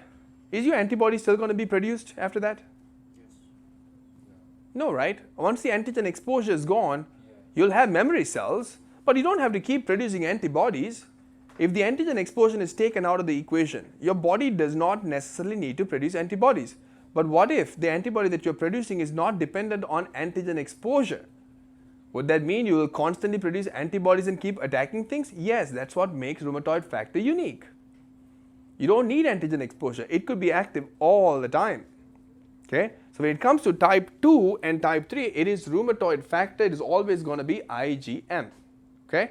Now type 2 is associated with, type 2 is typically going to be associated with hepatitis C, okay, whereas type 3 is associated with SLE and Sjogren's syndrome, okay. Now on the context, I just wanted you all to have a rough idea of first off knowing that cryoglobulinemia is different from cold agglutinin disease. You have three types, type 1, 2 and 3, okay, and type 2 and 3 is what's most important because it is rheumatoid factor that is being produced. Now what is most of the time going to cause glomerulonephritis, because that's the topic of interest here, is going to be type 2. And almost always it's going to be associated with hepatitis C. So you'll have a patient with hepatitis C who develops glomerulonephritis and they're going to have a cryoglobulonemic glomerulonephritis. Okay? That's how it's typically going to present. Now when you think about cryoglobulonemic glomerulonephritis, it would present more along the lines of a membranoproliferative pattern that we saw before. So you will actually have membranoproliferative glomerulonephritis picture, okay, because you have these antibodies which is going to go get deposited and activate your complement cascade and cause destruction of your subendothelial layer. And again, this is going to be more of a chronic. Why? Do you need antigen exposure? No. So it can be acute. It's going to be producing it all the time. So cryoglobulinemia is going to cause a type of membranoproliferative glomerulonephritis. So if you do a biopsy, you will see tram tracking appearance. Now, across the board, for all your granular causes, which is infection-related glomerulonephritis, IgA nephropathy, SLE, you have your membranoproliferative, cryoglobulinic vasculitis, all of them, you will have a granular pattern on immunofluorescence and your blood C3, C4 level should be down. The only exception to the rule was going to be IgA, where it's going to be normal. Why? Because it is going to be chronic. I want to add a small caveat here. Whenever you have infection-related glomerulonephritis, sometimes if it's not post-streptococcal or it's post-infectious, but infection's happening right now and you're developing glomerulonephritis right now, sometimes, very rarely, you can have a normal complement levels even there. I don't think they'll ask you in the boards. I think if you had to remember an exception, remember IgA as the exception. Infection related should be low, but early stages of infection still could be normal, okay? Now, when it comes to cryoglobulonemic vasculitis, apart from checking C3 and C4, you should also check for CH50, which will also be low, okay? So your CH50 on cryoglobulonemic vasculitis will also be low. Treatment when it comes to cryoglobulonemic glomerulonephritis is going to be treat the underlying cause. If it is hepatitis C, treat the hepatitis C. Most of the time, you can try some steroids if it's a rapidly progressive glomerulonephritis, but most of the time it's going to be treating the underlying cause. Probably one of the most confusing causes to understand when it comes to nephritic syndrome is going to be, some of the words that people don't like is membranoproliferative. When you think about membranoproliferative, I want you to tell me what comes to your mind immediately. What is the buzzwords? Because the board likes buzzwords, right? Rapid, aggressive. Tram tracking. Have you all heard the word tram tracking? Right? You get a tram tracking appearance, right? So question is, what is a tram tracking appearance and why does it happen and what exactly is membranoproliferative anyways? So first off, when it comes to membranoproliferative, there's two important philosophies we need to know. One is going to be immune complex mediated and another one is going to be non-immune complex mediated, okay? Non-immune complex mediated, which we are also going to call as C3 glomerulopathy. So you have immune complex mediated versus non-immune complex mediated. So let me put it into this. When it comes to immune complex mediated, think of conditions such as hepatitis B or hepatitis C or SLE, right? Conditions like this which causes more of a antibody production, and then you have antigen that's present in Hep B, Hep C and SLE, right? and you have antibodies against, and you form immune complexes. But those are typically tends to be more a polyclonal, okay? Whereas sometimes you can have conditions such as what we call as monoclonal gammopathy, right? What are the monoclonal gammopathies we think of? Multiple myeloma, MGUS, smoldering myeloma, right? Or Waldenstrom. Those are known as your monoclonal gammopathy, right? What does that even mean? Monoclonal versus polyclonal. If I tell you I'm producing IgM antibodies and I say, hey, I'm producing IgM monoclonal antibodies versus I'm producing IgM polyclonal antibodies, what is the difference in that term? I'm already saying, so this is IgM, right? This is an IgM antibody, right? And I say another IgM antibody like this. But if I told you that this was monoclonal and this is polyclonal, what's the difference? Very good. So normally you have antigen binding site, right? That antigen binding site is unique to just one antigen when it's monoclonal. When you say polyclonal, you're producing multiple different antibodies. That's going to go after multiple different antigens. So more able to attack different things. That's the difference, right? But bottom line is, may it be polyclonal or monoclonal gammopathies, bottom line is you got antibodies that's being produced. So whenever you produce these antibodies, so we have antibodies here, the question is how does this antibody cause damage to the kidney and cause a membranoproliferative glomerulonephritis? So if we take our glomerular capillaries again, this is going to be your endothelium, you have your mesangium, and you have your Bowman space with epithelium and podocytes. Yes? Now when it comes to membranoproliferative, out of these three sections, which one is going to get hit the hardest? It is going to be subendothelium. Okay? Your subendothelium is one going to be hit the hardest. Okay? That's what's going to be very unique about your membranoproliferative.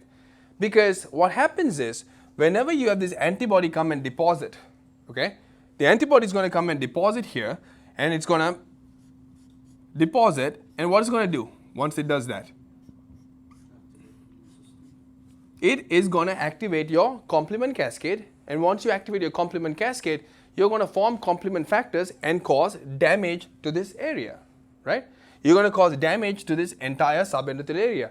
But the uniqueness about membranoproliferative, it happens in kids, okay, but also in young adults, but it's going to have a more chronic injury.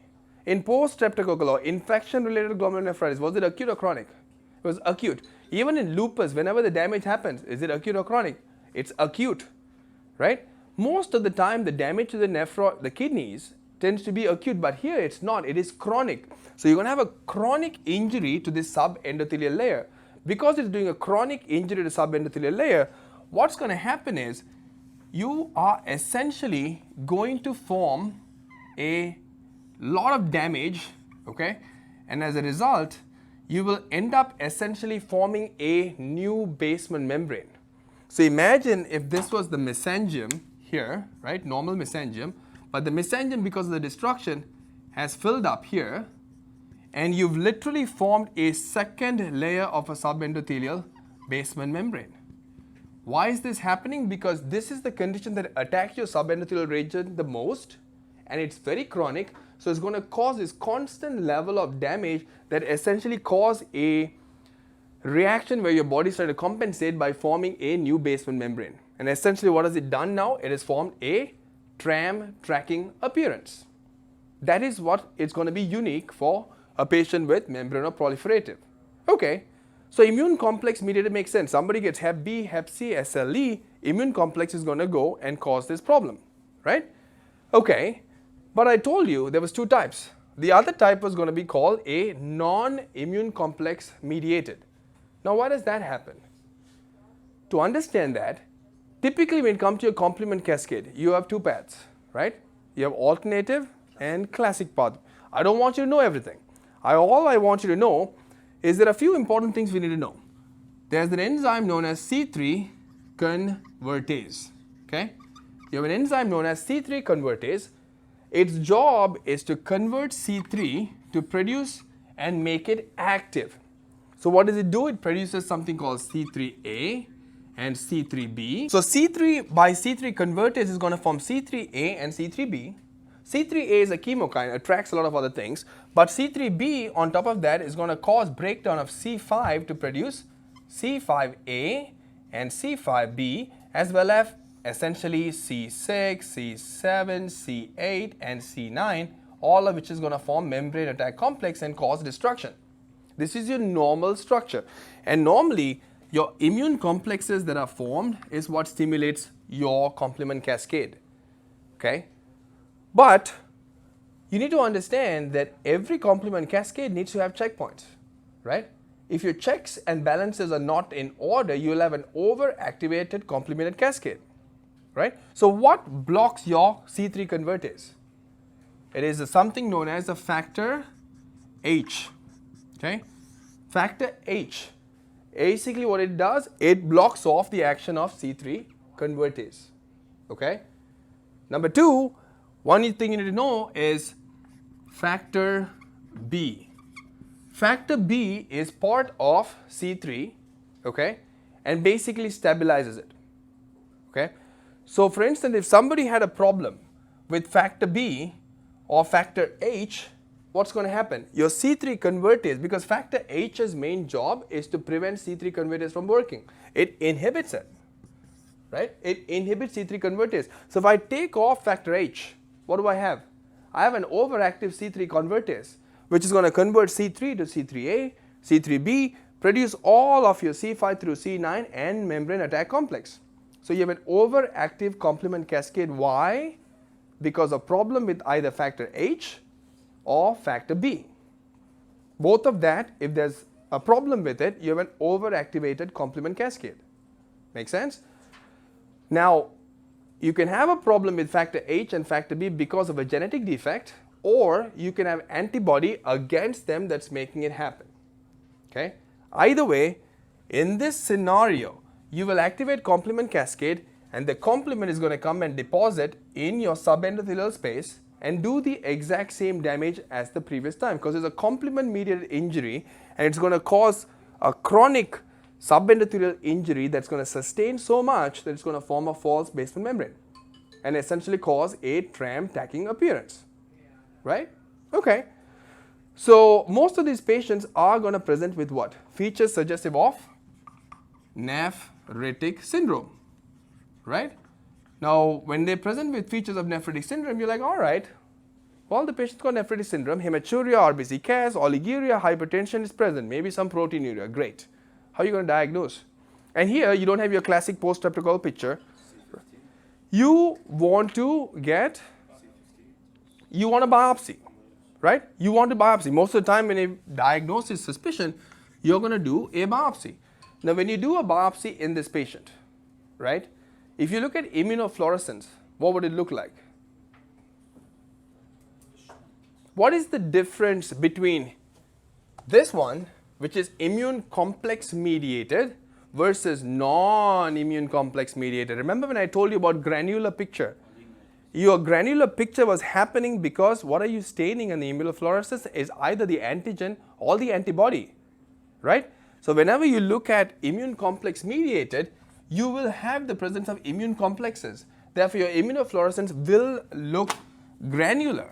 It will look granular because why? You have immune complexes there. What about here? Do you have immune complexes? No, and therefore it would look clean. You would not have granular deposition of immune complexes. So no immune complex deposition here. That's the key way you're going to differentiate the two. Make sense? So that's why this story is important for you to understand. Okay? All right, so you do the biopsy and you get your answer. You're like, okay, if it's I see immune complex deposition, it's mostly immune complex mediated. And most of the time you look for a cause that's causing it. May it be hepatitis B, hep C, multiple myeloma, Waldenström, you treat the underlying cause, right? Okay, but even if it is this, what are you going to do? It's an autoimmune process, right? Overactivated complement cascade. How are you going to treat them? You will treat them with steroids.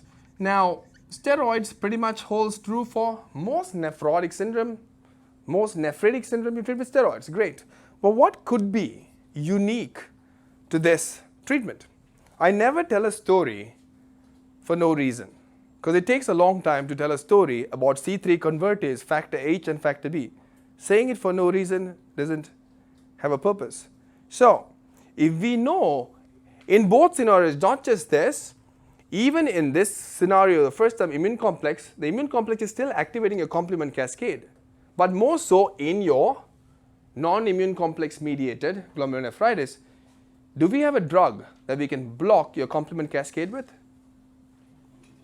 Can we block your C5? Because C5, if you block, you will not go the route to produce C5 through C9 and attack your membrane attack complex. The same drug that we use to treat paroxysmal nocturnal hemoglobinuria. It is called eculizumab. Eculizumab. So you can actually use eculizumab, the C5 blocker, to treat these patients because you're blocking off your complement cascade. And it makes more sense to use it in immune complex mediated versus non-immune complex mediated. Which one? Non-immune complex mediated, because it is straight up a problem with overactivated complement pathway. So block it. If you block it, it won't happen.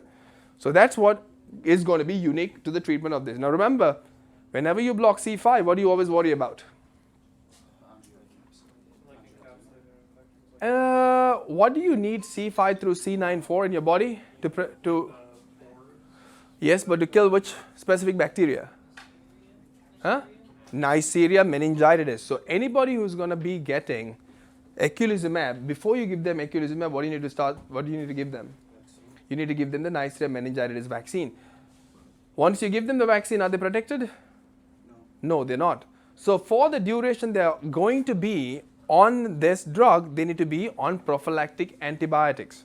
Despite that, do they still have a high incidence of meningitis happening? Yes, they do. So when it comes to nephritic syndrome or nephrotic syndrome, the only time you'll really think about C5 blocker is going to be membranoproliferative. And you know now exactly why this is the only place you'll get a tram tracking appearance. None of the other causes, okay? None of the other causes that we speak of for nephritic, most of the time is going to be chronic, most of them are acute. And none of them cause a full-blown damage to endothelium like membranoproliferative does. Membranoproliferative is very unique to damage your subendothelial layer to the highest level, and that's why it can cause your tram tracking appearance. Okay, so that is membranoproliferative. If you know this, you should be good. The next condition we have to speak about, a big topic, is going to be lupus. As you all already know, SLE can basically cause anything it wants in the body, right?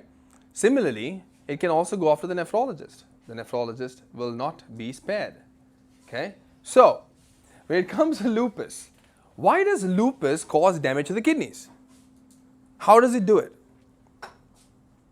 If somebody has lupus, right, you have clinical features which you're going to check for your malar rash and your discoid rash, and you can have all sorts of impact that can be done by SLE, right? So whenever you're suspecting SLE, what antibody do you typically check for?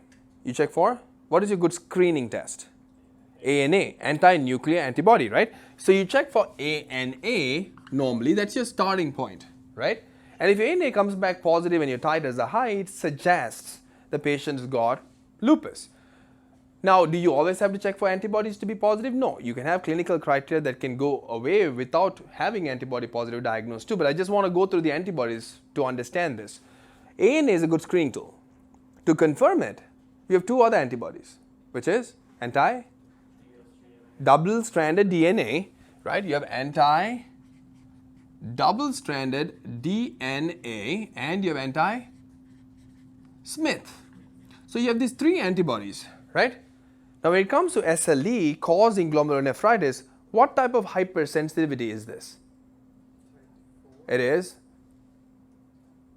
it type 1, type 2, type 3, type 4? It is immune complex mediated. Remember, I already said granular immunofluorescence pattern is always going to be more or less immune complex mediated. Immune complex is going to be type 3. So you have a type 3 hypersensitivity. that's going to do it. Meaning, you have these antibodies, right?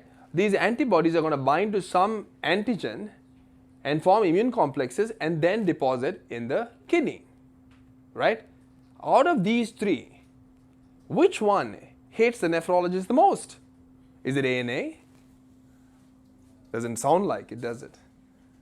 Is it anti-Smith? It is not. It is anti-double-stranded DNA. Anti-double-stranded DNA is what is notorious to cause damage to the kidney. So from here, what we'll do is we'll wipe off anti-Smith and ANA and we'll stick to anti-double-stranded DNA. Okay? Now, something very unique though. You have post-infectious, right? Yeah, it has an antigen exposure and can cause problems and can cause glomerulonephritis. You have IgA nephropathy, you have all sorts of different things. But SLE hits differently. SLE is not just affecting superficial structures. It is going after what? It's going after your DNA. It's double-stranded DNA. Okay? The attack SLE is going to do is going to be much, much stronger. It's much, much more powerful. It will scar you for life. Right? So when you think of anti-double-stranded DNA, typically in your body, do you have cells that's going to die? Yes, your cells are dying all the time. If you're going to have cell death, are you going to release DNA particles in your blood? Yes, you are. Are you going to release something known as a nucleosome? Yes. Are you going to release something known as histones? Yes, because if you take DNA typically is coiled around molecules like this, which are known as histones. That's how you form your Watson and Crick model, right? So you have multiple different structures from the DNA. When the cell dies, it's going to release. Once it's released, if somebody's got SLE, now you form antibodies against it. And what do? You're going to form immune complexes. Okay? Now what's going to happen is these immune complexes are going to come to the kidney. Again, whenever you think of nephrotic and nephritic, think of it in these three layers. Go endothelial first. This is your subendothelial layer. Then you got your mesangium and you got your subepithelial layer. Right here. Now typically, as a global rule, you can almost imagine when it comes to nephritic syndrome, you're going to be affecting your glomerular endothelium. Whenever you think of nephrotic, you think of affecting your epithelium, right? Your podocytes. So here, when you think of these immune complexes, what's going to happen is the immune complex is going to come and deposit in your subendothelial layer. But lupus is a little bit more unique. It doesn't just stop with endothelium. It will come and it's going to deposit in your subendothelial layer primarily, right? It can cause damage here, but it can also go to your mesangium, okay? It can go to your mesangium, but it can also deposit in your subepithelial layer. That's the thing about lupus. Lupus can do whatever it wants, right? So it can actually deposit the immune complexes across the whole three layers. And therefore, are you going to expect to see a simple nephritic syndrome with lupus? You don't. Instead, you got a classification of 6 types. Why? Because it can do a spectrum of illnesses. So you have class 1, you have class 2, class 3, 4, 5, and 6.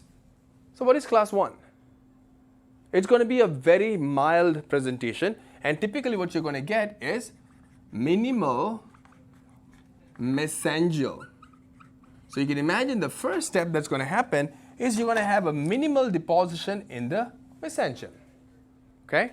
That's number 1. Number 2 is going to be mesangial, meaning it is no longer just minimal, but all of your mesangium is getting affected. Okay? That's going to be mesangial, which is going to be type 2. Now when it comes to type 3, what is it going to be? It's going to be focal endocapillary. Focal endocapillary, meaning you're going to affect certain parts, typically less than 50% of the glomerular capillaries, but it's going to be endocapillary. Okay? It's going to be stage 3. And what about 4? It's going to be diffuse endocapillary. Diffuse endocapillary. Okay? So the whole endocapillary region, more than 50%, is going to get affected. So diffuse endocapillary is what you're going to see. And what about class 5? It's going to cause membranous You're like, wait a second, what is membranous? Isn't membranous part of nephrotic syndrome? Yes, it is. It's actually going to cause a membranous glomerulonephritis. That's why I said lupus can go attack anything it wants, right? That's the uniqueness and the intensity of a lupus attack, right? So it's going to be membranous. And lastly, it's going to be advanced sclerosing type, which will typically cause you to end up with ESRD. So now if you ask the question, yes, we're talking about lupus on the context of nephritic syndrome, but does it have to be just nephritic syndrome picture?